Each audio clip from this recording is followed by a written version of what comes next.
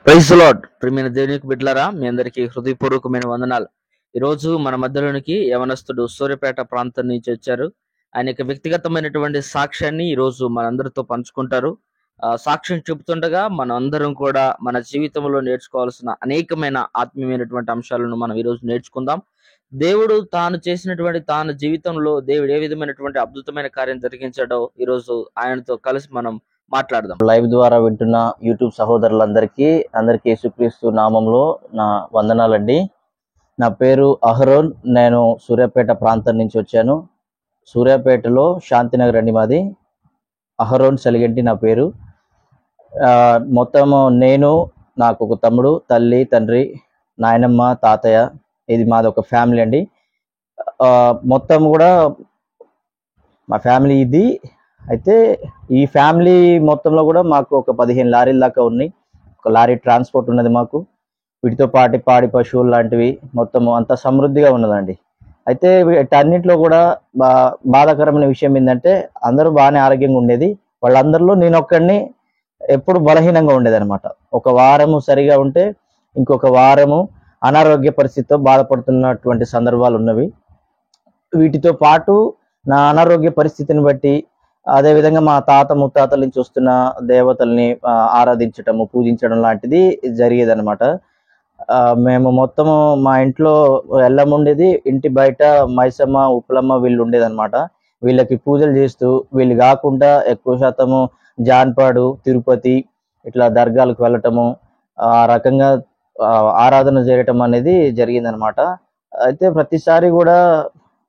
ప్రతిసారి మా నాన్న కొత్త లారీ కొన్నప్పుడు జాన్పాడు వెళ్ళటము, రావటము ఇవన్నీ జరుగుతుండేది. ఎక్కువ శాతము నా అనారోగ్య పరిస్థితిని బట్టి కూడా చాలా సార్లు పండుగలు చేయటం లాంటివి ఇలాంటివన్నీ జరుగుతుండేది. కాకపోతే నా ఆరోగ్యం కోసమని పండుగలు చేసినప్పుడు ప్రతిసారి నాకు ఇంకెక్కువ అనారోగ్యంగా ఉండేది. ఇప్పుడు నేను ఒక 10th క్లాస్ వచ్చేంత మటుకు కూడా నాకు అనారోగ్యం అనేది ఇట్లా వెంటాడుతూ వస్తున్నది. ఒక వారం సరిగా ఉంటే ఇంకో వారం సరిగా ఉండకపోతుండేది. చాలా బాధాకరమైన పరిస్థితి. మా ఇంట్లో వాళ్ళకు కూడా నేను చాలా బాధాకరంగా ఉండేది అనమాట. ఎప్పుడు ఏదో పోగొట్టుకున్న వ్యక్తిలాగా అనారోగ్య పరిస్థితిని బట్టి ఈ రకంగా ఉంటున్నప్పుడు ఒక సమయం వచ్చిందండి. ఆ సమయం ఎలా అయిపోయిందంటే ఒకటేసారి ఈ 15 లారీల ట్రాన్స్పోర్ట్ కాస్త ఒక్కొక్క లారీ పోవటము, ఈ 15 లారీలు కాస్త 4 లారీలకు రావటము, వీటితో పాటు నా అనారోగ్య పరిస్థితి రోజు రోజుకి క్షీణించడము. నా 8th 9th క్లాసెస్ వచ్చేటప్పటికి నాకు సైనస్ అటాక్ జరిగిందండి. సైనస్ అటాక్ అంటే ఈ 2 ముక్కులలో కండలు పెరగటము, ఈ లోపల గాలి గదులను ఉంటాయి మనకి, ఆ గాలి గదుల్లో చీమ్ పట్టటము, వీటిని బట్టి నేను సరిగా చదువుకోకపోయేది. బుక్ పట్టి చదువుకుందామంటే బాగా తలకాయ నొప్పి అనమాట. ఒకటే విపరీతమైన తలకాయ నొప్పి, ఊపిరాడకపోయేది. ఎలాంటి నాకు నచ్చిన వాతావరణానికి నేను తిరగలేక, తినలేని పరిస్థితి. ఇలాంటి పరిస్థితిలో ఉన్నప్పుడు మా మమ్మీ, డాడీ వాళ్ళంతా కూడా అనేక రకమైన దేవుళ్ళ దగ్గరికి తీసుకెళ్లారనమాట.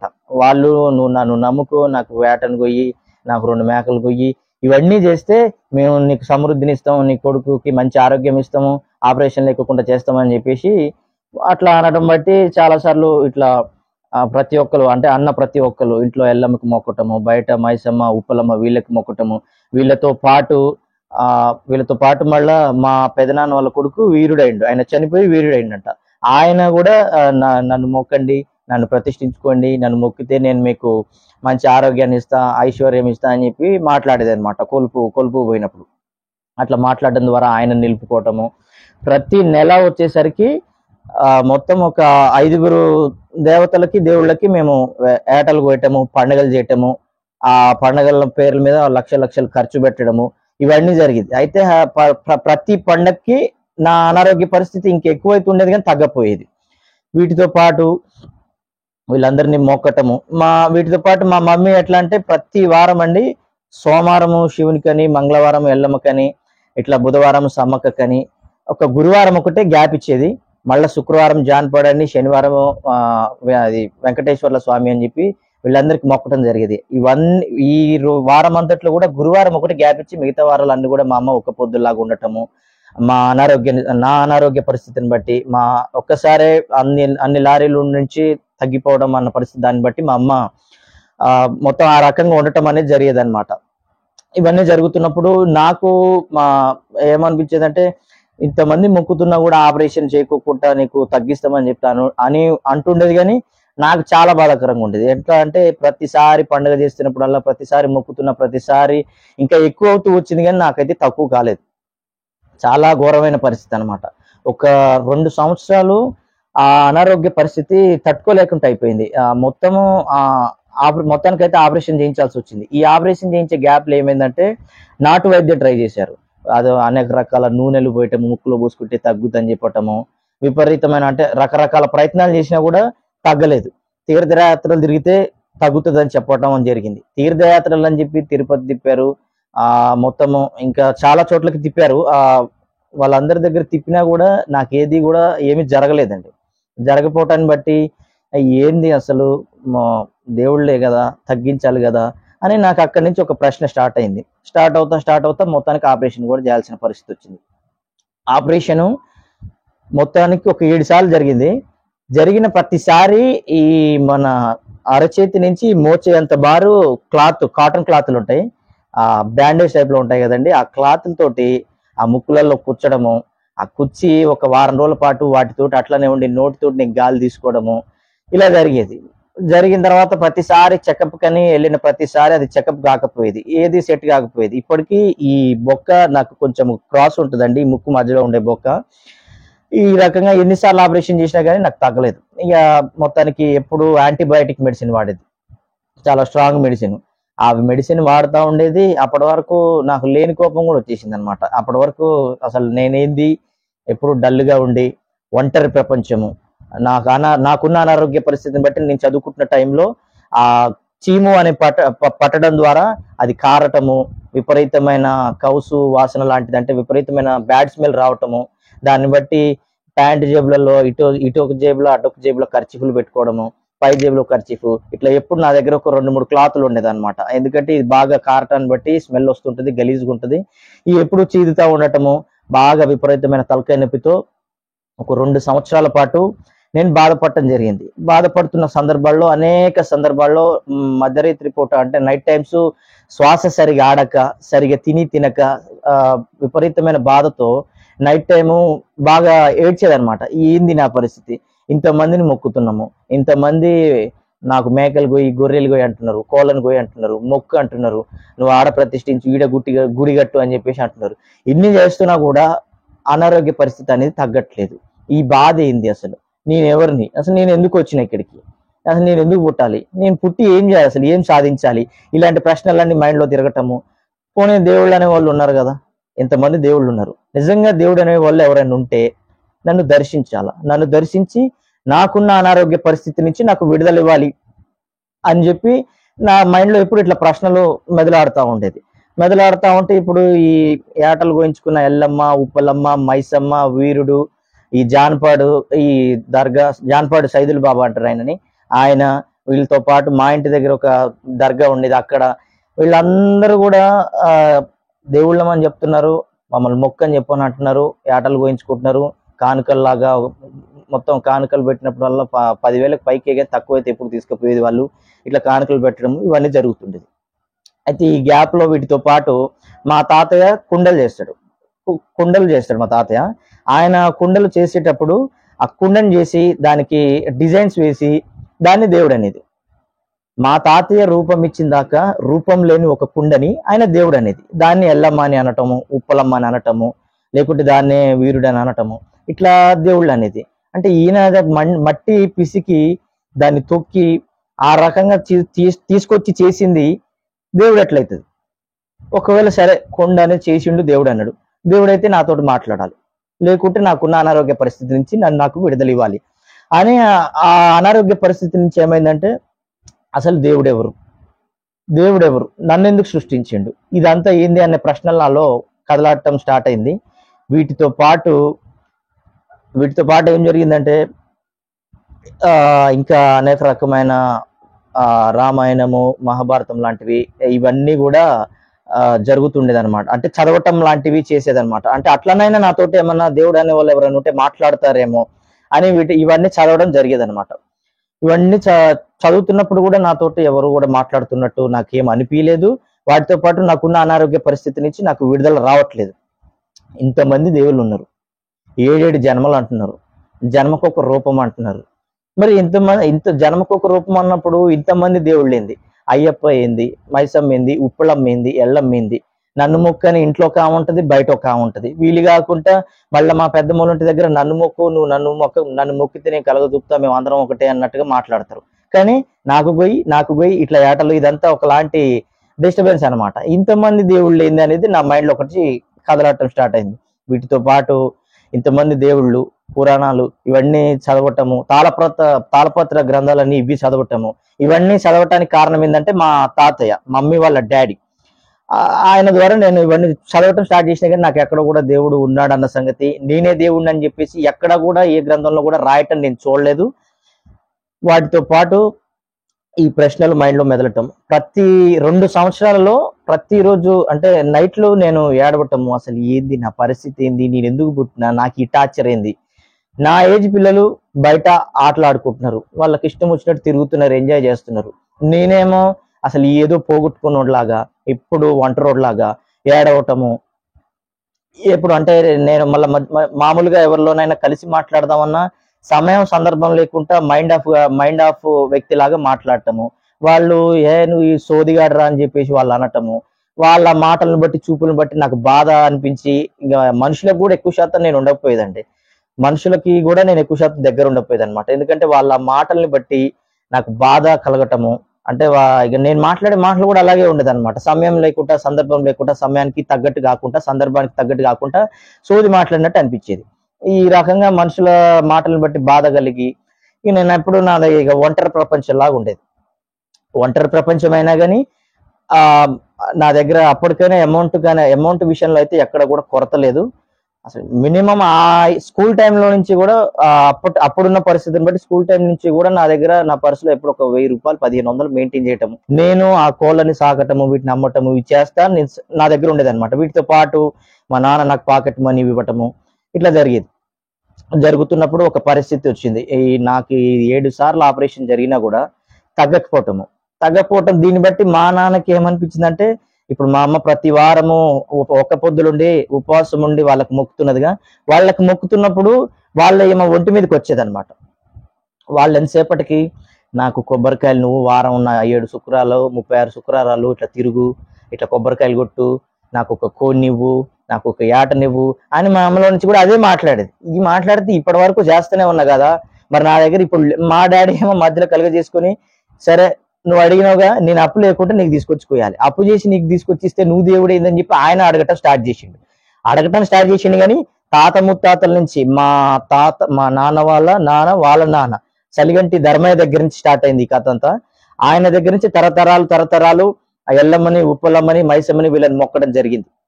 ఇట్లా వస్తున్న పరిస్థితిలో ఆ లారీలు ఒక్కొక్కటి వెళ్ళటము, మా నాన్న మొత్తం డ్రైవర్స్ కానీ క్లీనర్స్ కానీ చాలా మంచిగా చూసుకునేది అనమాట. కానీ ఏం జరిగిందో తెలియదు, ఒక్కొక్కటి పోవటము, ఆ నమ్మిన డ్రైవర్లు క్లీనర్లే మోసం చేయటము, నమ్మిన పార్ట్నర్స్ మోసం చేయటము, ఇట్లా ఒక్కొక్కటి లారీలు ట్రాన్స్పోర్ట్ అనేది అంటే లారీలు అనేది పోవటము. ఈయన ఎక్కడెక్కడైతే ట్రాన్స్పోర్ట్ మెయింటైన్ చేస్తున్నాడో అవి వాళ్ళ ఫ్రెండ్స్ కి చెప్పడం ద్వారా ఈయనకు తెలియకుండా వాళ్ళు సొంతంగా వాళ్ళు లారీలు తీసుకొచ్చి పెట్టడము, ఈ రకంగా ఈయనని మోసం చేయడం జరిగింది. ఈయన మోసం చేస్తున్నా కూడా ఈయన మంచితనం ఏంటంటే అందరికి త్యాగం చేసేది అనమాట. ఈ త్యాగాలు ఇవన్నీ చేస్తా పోతా మొత్తానికి వచ్చేసరికి 4 లారీలకు వచ్చిన పరిస్థితి. 4 లారీలు వచ్చేటప్పటికి అంతగానం లారీలు మెయింటైన్ చేసి కార్లలో తిరిగిన వ్యక్తి ఒకటేసారి 4 లారీలకు వచ్చేసి దిగజారిన పరిస్థితికి వచ్చేసరికి ఆయన తట్టుకోలేక హార్ట్ స్ట్రోక్ లాంటిది వచ్చేసింది. ఆ క్షణం నుంచి ఇక ఆయన కొంచెము ఆయన డల్ అవటము, వీక్ అయిపోవటము. ఒక మూమెంట్ వచ్చేసరికి మా లారీలన్నీ సరే ఇదైనా కాకపోయినా ఇదైనా అవుతుంది కదా అని అప్పటి వరకు ఆయన లారీల మీద సంపాదించిన పైసలన్నీ యాక్సిడెంట్ అయిన లారీలకు పెట్టడము, మళ్ళా వాటికి ఫైనాన్షియల్ కట్టడము, ఇట్లా మెయింటైన్ చేస్తా మొత్తం ఖతం, ఉన్న పైసలన్నీ కూడా ఖతం అయిపోయినాయి. ఆ రకంగా 4 లారీల దగ్గరకు వచ్చినప్పుడు ఇంకా ఆయన గుండె ధైర్యం చెడిపోయింది అనమాట. ఇంకా ఏంటి ఈ పరిస్థితి, ఎన్ని రకాలుగా చేసినా కుదరట్లేదు అని చెప్పేసి ఆ లారీలు కూడా పోయే స్థితికి వచ్చినప్పుడు మాకున్న ఇంటి స్థలాన్ని తాకట్టు పెట్టడం జరిగింది, తనఖా రిజిస్ట్రేషన్ చేయించడం జరిగింది. ఆ తనఖా రిజిస్ట్రేషన్ చేయించడము, వాటి పైసలు కూడా తీసుకొచ్చి ఆ లారీలకు పెట్టినా కలిసి రాకపోవడము, మొత్తం ఒక మూమెంట్కి వచ్చేసరికి అవి 4 లారీలు కాస్త 14 నుంచి 4 లారీలకు వచ్చింది. 4 లారీల నుంచి ఒకటే లారీకి వచ్చేసింది. 15 నుంచి 4 లారీలు, 4 నుంచి ఒక లారీకి వచ్చేసింది. ఒక లారీకి వచ్చేసేటప్పటికి ఇంకా ఆయన ధైర్యం చెడిపోయింది. ఇది కూడా ఉంటదో పోతుందో, నా అనారోగ్య పరిస్థితిని బట్టి ఈ బాధలు ఒకటైతే నా అనారోగ్య పరిస్థితి ఒకటి బాధ. అంటే నేను బాగా చదివేది అనమాట. చదువుకున్న టైంలో కూడా ఇక వేస్ట్, ఇంత బతుకు బ్రతికి మరలా ఈ తక్కువ స్థితిలో బ్రతకటము మన వల్ల కాదు అని చెప్పేసి మాకు తెలియదు. మా మమ్మీ డాడీ వాళ్ళిద్దరూ ప్లాన్ చేశారంట, సూసైడ్ చేసుకుందాము, ఇలాంటి దిగజారిపోయిన బ్రతుకు మనం బతకాల్సిన అవసరం లేదని చెప్పి వాళ్ళు సూసైడ్ చేసుకుందామని చెప్పి ప్లాన్ చేశారంట. మాకు తెలియదు ఆ విషయం. తర్వాత వాళ్ళకి ఏమనిపించిందో ఒక మూమెంట్, సరే పిల్లగాడు అనారోగ్య పరిస్థితి బాగాలేకపోయినా కానీ ఇద్దరు పిల్లలు ఉన్నారు, వీళ్ళ కోసమైనా మనం బ్రతకాలని చెప్పేసి మొత్తానికి ఆ రోజు దేవుడే వారికి ఆలోచన కలుగు చేసి ఉండొచ్చు అని నేను ఇప్పుడు అనుకుంటున్నాను. అదే ఇంటర్ ఫస్ట్ ఇయర్ కి ముందు అంటే 10th క్లాస్ మధ్యలో మా మేనత్ వచ్చింది మా దగ్గరికి. అప్పటికి వాళ్ళకి మాకు గొడవలు అయినాయి. వాళ్ళు దేవుడిని నమ్ముకున్నారు, మేము మాకు తెలియదు, అప్పుడు వాళ్ళు నమ్ముకున్న విషయం కూడా మాకు తెలియదు. ఆమె రావడం జరిగింది. ఇలాంటివన్నీ జరుగుతున్నప్పుడు ఆమె వాళ్ళ సాక్ష్యం చెప్పింది. అంటే మా మామయ్య ఆయన కూడా అదే ఖమ్మం ఇల్లందు రోడ్ లో వాటర్ సర్వీసింగ్ షెడ్ పెట్టి మెకానిక్ గా ఉండి ఆయన ఒక హైఫై లైఫ్ బతికిన వ్యక్తి. ఆయన కూడా అదే దిగజారిన స్థితికి రావటము, వాళ్ళ రకంగా మొక్కటం అవన్నీ చేసినా కూడా ఏమి జరగకపోవటము, మా వదిన చనిపోయే పరిస్థితికి వచ్చినప్పుడు యేసు ప్రభుని వాళ్ళు తెలుసుకోవడము, ఆ సాక్ష్యాన్ని ఆమె మాకు చెప్పి మమ్మల్ని బలపరచాలని చెప్పేసి మమ్మల్ని సువార్తలోకి తీసుకురావాలని చెప్పేసి ఆమె ఏదో చెప్పాలని చెప్పింది.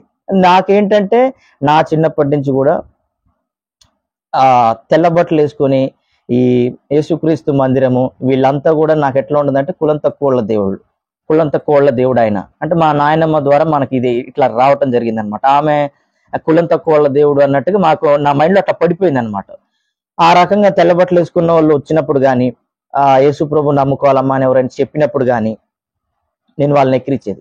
తెల్ల బట్టలు వేసుకొని వచ్చే వాళ్ళని ఎక్కిరించేది అనమాట. వాళ్ళని ఎక్కిరించి నడిపించు నానావా నడి సందర్భంలో దేవాన్ని ఈ పాటలతో వాళ్ళని ఎక్కిరించడము, మీ దేవుడు ఎట్లయితాడు అది ఇది అని చెప్పేసి వాళ్ళతో వ్యాజ్యం వేసుకోవడం లాంటివి జరిగేది. అలాగే మా మేనత్త వచ్చినప్పుడు కూడా 10th క్లాస్ మధ్యలో మా మేనత్త వచ్చినప్పుడు కూడా ఆమెతో కూడా అదే ఎక్కిరించడం జరిగింది. వాళ్ళు ఖమ్మం నుంచి వాళ్ళ పరిస్థితి బాగాలేక సూర్యాపేట రావడం జరిగింది. సూర్యాపేట శీలం మందిరంకి వచ్చేది అనమాట. వాళ్ళు అక్కడ ఉన్నారు.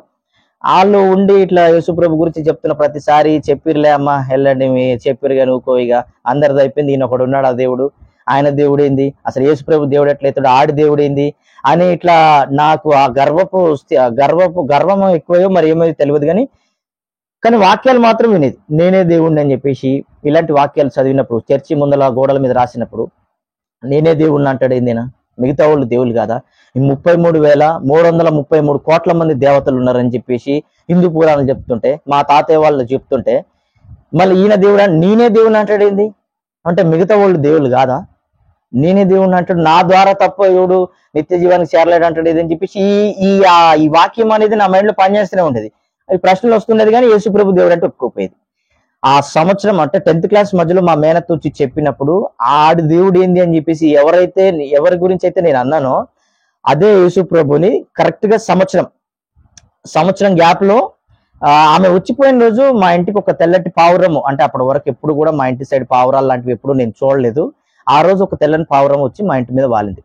తెల్లని పావురం వచ్చింది ఏంది అని చెప్పేసి, అంటే తెల్ల బట్టల వచ్చింది, తెల్ల పావురం వచ్చిందని నేనేదో దాన్ని క్యాజువల్ గా సిల్లీగా తీసుకున్నాను అనమాట. ఆ రోజు తర్వాత అదే డేట్ నుంచి మళ్ళీ వచ్చే సంవత్సరం అదే డేట్ కల్లా మధ్యలో మా మామయ్య, మా మేనత్త వాళ్ళ భర్త, ఆయన ఉండి ఆయన కూడా ఒకప్పుడు హైఫై లైఫ్ బ్రతికి దేవుడు దర్శించిన తర్వాత ఆయన మంచిగా మారి ఆయన నాకు వాక్యం చెప్తున్నాడు. అప్పటికి చాలాసార్లు ప్రయత్నం చేసి నాకు చెప్పాలి, చర్చికి తీసుకెళ్ళాలి, ప్రార్థన చేయించాలని చెప్పేసి, నాకున్న అనారోగ్య పరిస్థితిని బట్టి, మా నాన్నకున్న ఆర్థిక పరిస్థితిని బట్టి, మా నాన్న నేను మా మేనత్తతో గొడవ వేసుకోవడం, మీరు మన దేవుళ్ళని విడిచిపెట్టి కులం తక్కువ దేవుళ్ళని నమ్ముకున్నారని చెప్పేసి మా నాన్న వాళ్ళతోటి గొడవ పెట్టుకోవడము, నేను వాళ్ళ మీద కామెంట్లు చేయటము, ఇవన్నీ జరిగేది అనమాట. ఇవన్నీ జరుగుతున్న గ్యాప్ లో వాళ్ళు చెప్తా ఉండేది. నాకున్న అనారోగ్య పరిస్థితిని బట్టి చాలా మంది క్రైస్తవ సహోదరులు నాకు ఫ్రెండ్స్ ఉన్నారు. వాళ్ళకి కూడా నేను చెప్పినప్పుడు వాళ్ళెవ్వరూ నాకు యేసుప్రభు గురించి చెప్పలేదు. యేసుప్రభు శక్తిమంతుడు, ఆయన స్వస్థపరుస్తాడు, ఆయన తప్ప వేరొక దేవుడు లేనని నాకు ఏ క్రైస్తవ సహోదరుడు చెప్పలేదండి. వాళ్ళందరికీ నా అనారోగ్య పరిస్థితి, మా ఆర్థిక పరిస్థితి గురించి చెప్పినప్పుడు కూడా వారెవరు కూడా నాకు యేసుప్రభు గురించి చెప్పలేదు. ఇంటర్ మధ్యలో ఆపేసిన తర్వాత మా మామయ్య ఒక రోజు అంటే ఫస్ట్ యేసుప్రభు గురించి అని కాకుండా వాళ్ళ వ్యక్తిగత సాక్ష్యము, అంటే వాళ్ళ ఒకప్పుడు బతికిన లైఫ్ మేము చూసాం కాబట్టి ఆ సాక్ష్యాన్ని చెప్పుకుంటా ఆయన చెప్తా ఆ సరే నువ్వు నమ్ముతూ నమ్మవు అవన్నీ పక్క పెట్టరా, ఒక్కసారి నేను చదివేది విను, చదివిన తర్వాత నువ్వేమంటావో చూడు అని చెప్పేసి ఆయన కీర్తనలో 115 నాతో చదివించే ప్రయత్నం చేసిండు. అయితే నాకేంటంటే మా తాతయ్య కుండలు తయారు చేసి రూపం ఇచ్చింది దాకా రూపం లేనివాడు దేవుడు ఎట్లయితాడు అని చెప్పేసి ఇది ఒకటి ఉండేది. ఇంకోటి ఏంది, విగ్రహాలు, ఈ శిలా విగ్రహాలు ఇవన్నీ కూడా ఒక శిల్పి వచ్చి చెక్కితే గానీ వాటికి ఒక రూపం లేదు. ఆ రూపాన్ని తీసుకుపోయి దేవుడు అంటారు. అంటే మనిషి నిర్మించిన దాకా రూపమే లేదు, దేవుడు ఎట్లయితాడు అని చెప్పేసి ఈ ప్రశ్నలు ఇవన్నీ నా మైండ్ లో తిరిగేది. ఈ మైండ్ లో తిరుగుతున్నప్పుడు అసలు నిజంగా దేవుడు ఎవరు, అసలు నిజంగా విగ్రహం అన్నప్పుడు మరి సరే విగ్రహం అయినా కూడా నాతో మాట్లాడాలి కదా, దేవుడు అన్నప్పుడు మాట్లాడాలి కదా, మరి ఇంతమంది దేవుళ్ళు ఉన్నప్పుడు ఎవరు దేవుడు, ఎవరు నిజమైన దేవుడు, ఇలాంటి ప్రశ్నలతో నేను తిరుగుతున్నప్పుడు ఆయన ఆ 115 కీర్తన ద్వారా నాకు దాన్ని తెలియపరచడం జరిగింది అనమాట. ఆ 115 కీర్తన చదువుతున్నప్పుడు నాకు ఒక విషయం అర్థమైంది. అంటే అప్పటి వరకు నా మైండ్ లో ఉన్న ప్రశ్నలు వాటన్నిటికి కూడా అక్కడ సమాధానం దొరకడం జరిగింది అనమాట. 115 కీర్తనలో మాకు కాదు యెహోవా మాకు కాదు, నీ కృపా సత్యములను బట్టి నీ నామమునకే మహిమ కలుగును గాక, వారి దేవుడేడని అన్యజనులు ఎందుకు చెప్పుకొందురు, మా దేవుడు ఆకాశమందున్నాడు, తనకిష్టం వచ్చినట్లుగా సమస్తమును ఆయన చేయుచున్నాడు, వారి విగ్రహములు వెండి బంగారువి, అవి మనుషుల చేతి పనులు, వాటికి నోరుండి పలుకవు, కన్నులుండి చూడవు, చెవులుండి వినవు, ముక్కులుండి వాసన చూడవు, చేతులుండి ముట్టుకొనవు, పాదములుండి నడవవు, గొంతుకతో మాటలాడవు, వాటిని చేయువారును వాటి యందు నమ్మిక ఇంచు వారందరూ వాటి వంటి వారై ఉన్నారన్న మాట ఆ రోజు నా హృదయాన్ని కదిలించేసిందండి. అప్పటి వరకు నా మైండ్ లో ఏవైతే ఆలోచనలు ఉన్నాయో, అంటే ఒక మనిషి రూపం ఇచ్చిందాక రూపం లేనోడు దేవుడు ఎట్లయితాడు అని ఇవన్నీ జరిగినాయి అనమాట. ఆ వాక్యం నన్ను పట్టుకున్నది. ఆ వాక్యం పట్టుకోక ముందు ఏం జరిగిందంటే అసలు దేవుళ్ళు ఎవరు లేరు, ఉంటే ఎవరైనా నన్ను దర్శించాలి అని నేను ఇట్లా ఈ 2 సంవత్సరాల గ్యాప్ లో ఇదే నేను ఏడుస్తున్నాను, దేవుళ్ళు ఎవరైనా ఉంటే నన్ను దర్శించాలి అని చెప్పి ఒక మూమెంట్ వచ్చేసరికి దేవుళ్ళు లేరు, అసలు దేవుడు అనేటోడు లేడు, ఎక్కడి నుంచో వచ్చాము ఎక్కడికో వెళ్తామని విచ్చలవిడిగా నేను ఉన్నప్పుడు ఈ వాక్యము నా దగ్గరకు వచ్చినప్పుడు నా హృదయం ఒక్కసారి కదిలించినట్టు అయింది. అవును నిజమే కదా, ఇన్ని రోజుల నుంచి మా తాతయ్య కూడా ఇప్పుడు వాటిని తయారు చేసి ఆయన ఒక రూపం ఇచ్చిన దాకా కూడా వాటికి రూపం లేదు కదా, రూపం ఇచ్చి ఆయన దాన్ని దేవుడని ప్రతిష్ఠించడం ఇలాంటివన్నీ చేసిండు. సరే ఆయన ప్రతిష్ఠించినా కూడా మాట్లాడట్లేదు కదా, నిజంగానే చెవులుండి వినవు, కళ్ళుండి చూడవు, చేతులుండి అవి కదలవు, మాట్లాడలేవు, వినలేవు అని చెప్పేసి ఇవన్నీ విన్నప్పుడు నిజమే కదా అని చెప్పేసి అక్కడ నా మైండ్ లో ప్రశ్న పడింది అనమాట. ప్రశ్న పడినా కూడా నేను వెంటనే యేసు ప్రభు దగ్గరికి వెళ్ళలేదు. తర్వాత మా వదిన లైఫ్ లో జరిగిన సాక్ష్యాలు కానీ ఇవన్నీ వారు నాతో పంచుకుంటున్నప్పుడు ఇక అప్పటి వరకు నేను అలసిపోయాను. నేను అనేక రకమైన దేవుళ్ళ దగ్గరికి తిరిగినప్పుడు మన చెరువుగట్టని, మన తిరుపతి అని, జాన్పాడు సైదులు బాబా దర్గా అని చెప్పేసి ఈ ఎల్లమ్మ, ఉప్పలమ్మ, మైసమ్మ, ఈ వీరుడు, వీరభద్ర, సమ్మక్క సారక్క, ఈ సమ్మక్క సారక్క దగ్గర కూడా నన్ను తీసుకెళ్ళడం జరిగిందండి. అయినా కూడా ఎలాంటి ఫలితం లేదు. నా ఎత్తు మొత్తం బెల్లం తీసుకుపోవడం జరిగింది. అలాంటి మొక్కుబళ్ళు కూడా మా నాన్న వాళ్ళు చేశారు. అయినా సరే ఆ జంపన వాగులో మునిగితే నీకు ఆరోగ్యం వస్తుంది అన్నారు, ఆ వాగులో కూడా మునిగినా ఎలాంటి ఉపయోగం లేదు. ఇలాంటివన్నీ జరిగినా కూడా ఎలాంటి ఉపయోగం లేదు. నిజమే కదా అని చెప్పేసి ఈ ఆలోచనలన్నీ నా మైండ్ లో కదలాటం స్టార్ట్ అయినాయి. వాళ్ళు చెప్పిన సాక్ష్యాన్ని బట్టి ఇంతమంది దగ్గరికి వెళ్ళావు, మధ్యలో బాగు చేయించడం లాంటి చేతబడి టైప్ లో చేయించారు. నన్ను మధ్యలో కోసిపెట్టి నా చుట్టూ ముగ్గేసి నా మించి కోళ్ళను కోసి ఆ రక్తాలు ఇట్లా వదలటము, ఆ నిమ్మకాయలు అంతా ఏదేదో చేసిండు. మొత్తానికి ఆయన తీసుకొని ఒక 30,000 రూపాయలు జేబులో పెట్టుకొని వెళ్ళిపోయిండు. అయినా ఏమీ ఉపయోగం లేదు.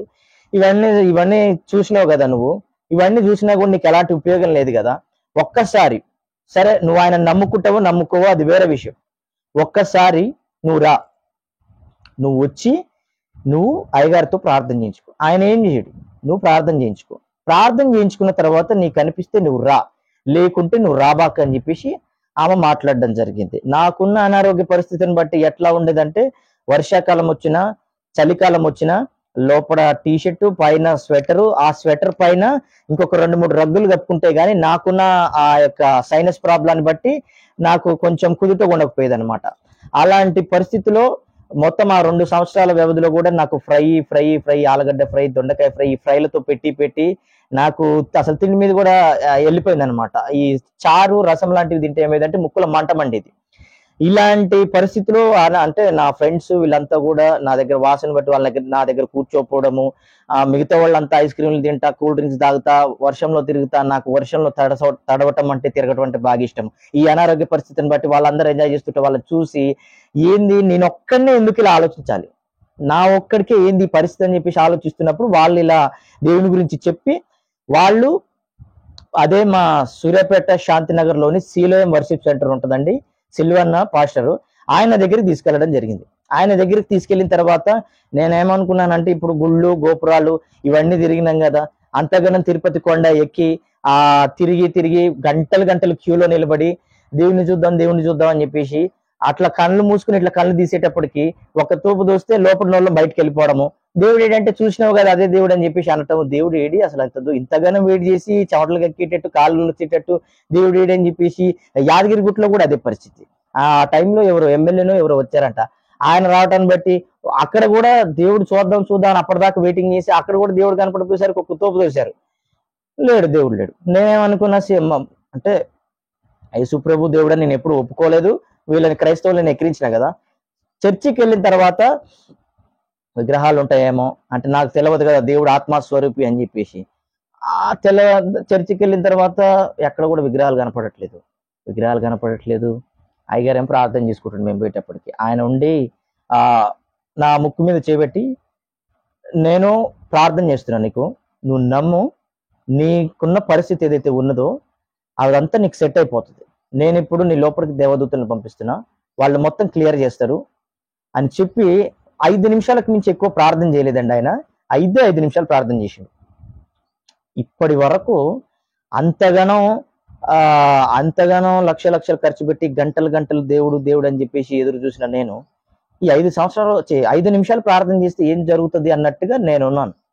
మొత్తానికి వాళ్ళు చెప్పిన సాక్ష్యాన్ని బట్టి సరే చూద్దాం అని చెప్పి ఆ ప్రార్థన ఆయన స్టార్ట్ చేసిన నెక్స్ట్ డే నుంచి అండి, ఇన్నిసార్లు ఆపరేషన్ చేసినా కూడా, ఇన్ని నాటు వైద్యాలు చేసినా కూడా, ఇంతమంది దగ్గరికి తిరిగినా కూడా చేయలేని పని ఆ 5 నిమిషాల ప్రార్థన నా జీవితంలో ఒక గొప్ప అద్భుతాన్ని జరిగించింది. ఆ 5 నిమిషాల ప్రార్థన ఏం చేసిందంటే నా లోపల గాలి గదుల్లో ఉన్న ఆ చీమంతా దానికి అదే కారటము, మొత్తము ఒక నెల గ్యాప్ లో అదంతా కారటము, బయటికి వెళ్ళిపోవటము, ఇదంతా జరిగింది. ఇవన్నీ జరిగినప్పుడు మా అత్తయ్య ఉండి ఇవన్నీ జరుగుతున్నాయి కదా, ఇప్పుడు ఇన్ని రోజుల నుంచి జరగండి, ఇప్పుడు జరుగుతుంది కదా, ఆగు అని చెప్పి ఆమె థమ్స్అప్ తీసుకొచ్చి నాకు పోయటము. అంటే అప్పటి వరకు 2 years కూడా థమ్స్అప్ తాగాలంటే భయపడ్డ నేను, ఆమె థమ్స్అప్ తీసుకొచ్చింది. ఆ కిందికి మీదికి ఆ రోజు వాన వస్తున్నది. వాన వస్తున్నప్పటికీ కూడా కూల్ డ్రింక్స్ తాగడము, ఐస్ క్రీమ్ తీసుకొచ్చి నాకు పెట్టడం, ఇవన్నీ చేస్తున్నప్పుడు నాలో ఎలాంటి అంటే ఒకలాంటి మంట, అది వరకు నేను తిన్నప్పుడు కానీ ఇవన్నీ తాగినప్పుడు కానీ వచ్చిన మంట లాంటివి ఏమీ రావట్లేదు. నాకు కొంచెం కొత్తగా అనిపించింది. మొత్తం ఆ చీమంతా కారటము ఈ నెల గ్యాప్ లో. అప్పటి వరకు శ్వాస తీసుకోలేక ఇబ్బంది పడ్డ నేను ఆ మూమెంట్ వచ్చేసరికి శ్వాస ఆడటము, ఇవన్నీ చూసేసరికి నాలో విశ్వాసం పెరిగిందండి. ఆ విశ్వాసాన్ని బట్టి మళ్ళా ప్రార్థన చేయించుకోవడము, పోయి నేను ఇక చిన్నగా వాళ్ళతో పాటు వాళ్ళ ప్రార్థనలో కూర్చోవడము, ప్రార్థన చేసుకోవడము. ఇక నాకు ఒక నెల గ్యాప్ లో విడుదల వచ్చేసింది, పూర్తి స్వస్థత వచ్చేసింది. అప్పటి వరకు ఒక ముక్కు ద్వారా కూడా అంటే 2 ముక్కులు ఉన్నప్పుడు ఒక ముక్కు కూడా అంటే 2 ముక్కులు సరిగా పని చెప్పేది, ఒకటే ముక్కులో నుంచి సరైన శ్వాస కూడా నేను తీసుకోలేని పరిస్థితిలో ఉన్నప్పుడు ఈ స్వస్థత జరిగిన టైంలో ఏం జరిగిందంటే నాకు శ్వాస ఆడటము, నా బాడీ మొత్తం అంటే నాలో నుంచి ఏదో బరువు ఎవరు తీసేసినట్టు కావటము, ఇలా జరిగింది. ఇలా జరిగినప్పుడు వాళ్ళు ఒక ప్రార్థన చేయించారు, యేసు ప్రభువా నీవు తప్ప వేరొక దేవుడు లేడని నేను నమ్ముతున్నాను, నాలోకి నిన్ను నేను ఆహ్వానిస్తా ఉన్నాను, నేను పాపిని అని వాళ్ళు ఒప్పుకోలు ప్రార్థన చేయించడం జరిగింది. ఆ ఒప్పుకోలు ప్రార్థన చేయించినప్పటి నుంచి నా జీవితంలో నాకైతే తెలియదండి ఏం జరిగిందో, మొత్తానికైతే ఒక మార్పు వచ్చేసింది, ఒక అద్భుతం జరిగింది. ఆ మూమెంట్ నుంచి ఆ మార్పు జరిగి వాళ్ళతో పాటు ప్రార్థనలో కూర్చోవడము ఎట్లా ఉందంటే, అప్పటి వరకు నాలో ఉన్న గలిబిలి, ఆ బాధ, ఎవరికి చెప్పుకోలేని ఆ బాధ, ఒకలాంటి ఒంటరితనంలో ఉన్న నేను, అంటే ఎవరితో కలవకోకుండా ఎప్పుడు ఒంటరి ప్రపంచంలో ఉండే నేను, ఎప్పుడు ఏదో ఒక విషయాన్ని బట్టి, అనవసరమైన విషయాన్ని బట్టి కన్నీరు గారుస్తూ బాధపడుతున్న నేను ఈ యేసు ప్రభుని ఎప్పుడైతే నా లోపలికి ఆహ్వానించానో ఆ క్షణం నుంచి నా హృదయంలో ఏదో తెలియని ఒకలాంటి సంతోషము, ఇవన్నీ అంటే ఇవన్నీ నేను కొత్తగా ఎక్స్పీరియన్స్ చేస్తున్నాను అనమాట. చేస్తున్నప్పుడు వాళ్ళతో పాటు నైట్లు 11, 12 దాకా ప్రార్థన చేసుకోవడము, తెల్లారి గట్ల 3 గంటలకు ప్రార్థన చేసుకోవడము, 6 గంటలకు ప్రార్థన చేసుకోవడము, మధ్యాహ్నం టైంలో ప్రార్థన చేసుకోవడము, సాయంత్రం టైంలో ఇట్లా కుదిరినప్పుడల్లా కూడికలకు వెళ్ళటము, ప్రార్థన చేసుకోవడం ఇవన్నీ జరుగుతున్నాయి. ఇవన్నీ జరుగుతున్న గ్యాప్ లో నేనేమనుకున్నానంటే, ఇప్పటి వరకు దేవుడు మాట్లాడాలి, దేవుడు అనేటువంటి మాట్లాడాలి అని చెప్పేసి, అంతకుముందు ఏ విగ్రహాల ముందు అయితే నేను సాష్టాంగపడి, నువ్వు నిజంగా దేవత అయితే నాతో మాట్లాడాలని చెప్పి, నువ్వు నిజంగా దేవుడు అయితే నాతో మాట్లాడాలి, నాకు విడుదల అని చెప్పేసి ఈ విగ్రహాల ముందు కూర్చున్నప్పుడు కూడా ఎవరు నాతో మాట్లాడలేదు. కానీ వాక్యం చదువుతా ఉంటే ఒక వ్యక్తి నాతో మాట్లాడుతున్నట్టుగా ఉన్నది. ఆ వాక్యం చదువుతున్నప్పుడు అరే నిజమే కదా, నిజమే కదా అంటే నేను ఆశ్చర్యానికి గురైపోవడం, అవును నిజమే కదా, ఈ వాక్యాలన్నీ చదువుతున్నప్పుడు నాతో ఎవరో మాట్లాడుతుండటము. అంటే దాన్ని బట్టేసి ఇక ఈ గ్యాప్ లో ఏమైంది, బాప్తిసం తీసుకోవాలని నాకు మైండ్ లో పడిపోయింది.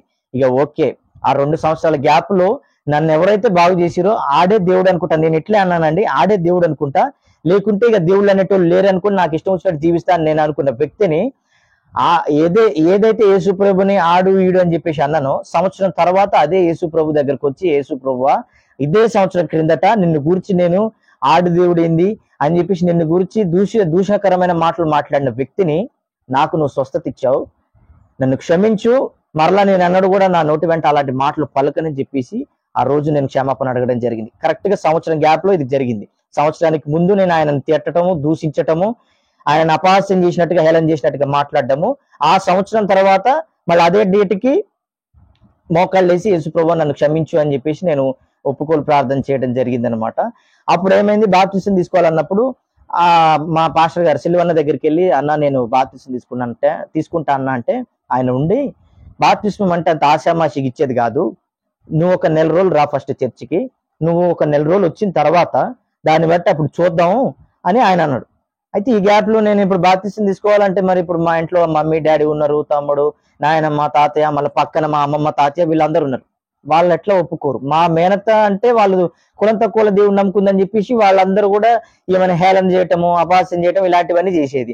ఇప్పుడు అదే దేవుని నేను నమ్ముకున్నా, నాకు బాప్తిసం తీసుకోవాలనిపిస్తుంది అని చెప్పినప్పుడు మా డాడీ ఆ రోజు ఎట్లా మాట్లాడిండంటే, ఇక నువ్వు కులం తక్కువ దేవుణ్ణి, మా మేనత్తనే వాళ్ళ అక్క అవుతుంది కదా, వాళ్ళ అక్కని పట్టుకుని అది చెప్పిందని నువ్వు పోయినావు కదా, నువ్వు దాంతోటే పోరా, నువ్వు ఇంటికి రాబాకిగా, నువ్వు కులం తక్కువ దేవుణ్ణి నమ్ముకున్నావు, నువ్వు అసలు ఇజ్జత్ లేని శకలు చేసినావు నువ్వు అని ఆయన ఆ రకంగా అన్నప్పుడు నాకేమనిపించింది అంటే, ఇన్నేళ్లు దేవుళ్ళు దేవతలను తిరిగినప్పుడు ఎవరు కూడా నన్ను బాగు చేయలేదు కదా, మరి నన్ను బాగు చేసినోడు దేవుడు అంటే నువ్వెందుకు ఒప్పుకో అని చెప్పేసి మా నాన్న ఆ రకంగా అన్న ఆ మూమెంట్ లో నాకేమో స్వస్థత వచ్చింది, సంతోషం అనిపిస్తుంది. కానీ ఆయన ఏమో నువ్వు రావద్దు ఇంటికి, కులం తక్కువ దేవుడు నమ్ముకున్నావు, నువ్వు దాంతోటే పోరా అని చెప్పేసి మా మేనత్తని తిట్టటము ఇలాంటివన్నీ జరిగినప్పుడు నాకు చాలా బాధ అనిపించింది. బాధ అనిపించి కన్నీళ్లు పెట్టుకున్నాను, ఏంది ఇలాంటి పరిస్థితి అని చెప్పేసి.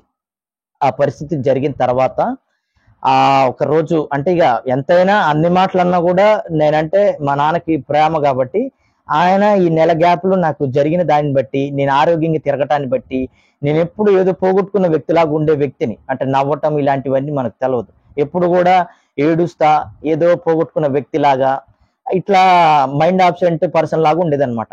అలాంటి వ్యక్తిని ఒకటేసారి యాక్టివ్ అవ్వటము, జనాలలో కలవటము, ఇవన్నీ మా నాన్న చూసి నాకు శ్వాస ఆడటము, నేను ఆరోగ్యంగా ఉండటం ఆయన చూసేసరికి ఆయనకు డౌట్ వచ్చి, నిజంగానే నీకు ఆడుతున్నారా శ్వాస, లేకుంటే అది వరకు కాళ్ళు వచ్చినప్పుడు ఎంతో మొహమాటానికి చెప్పినట్టు చెప్తున్నావు అని చెప్పేసి ఆయన తోమాగాక యేసు ప్రభు చేతులలో చేయబెట్టి చెక్ చేసినట్టు ఈ ముక్కు ముయ్యి అని గాలి ఆయన చెక్ చేసి, అవును నిజమేగా శ్వాస ఆడుతుంది, పిల్లగాడు సెట్ అయిపోయింది కదా అని ఆయన కూడా అక్కడి నుంచి ఆలోచన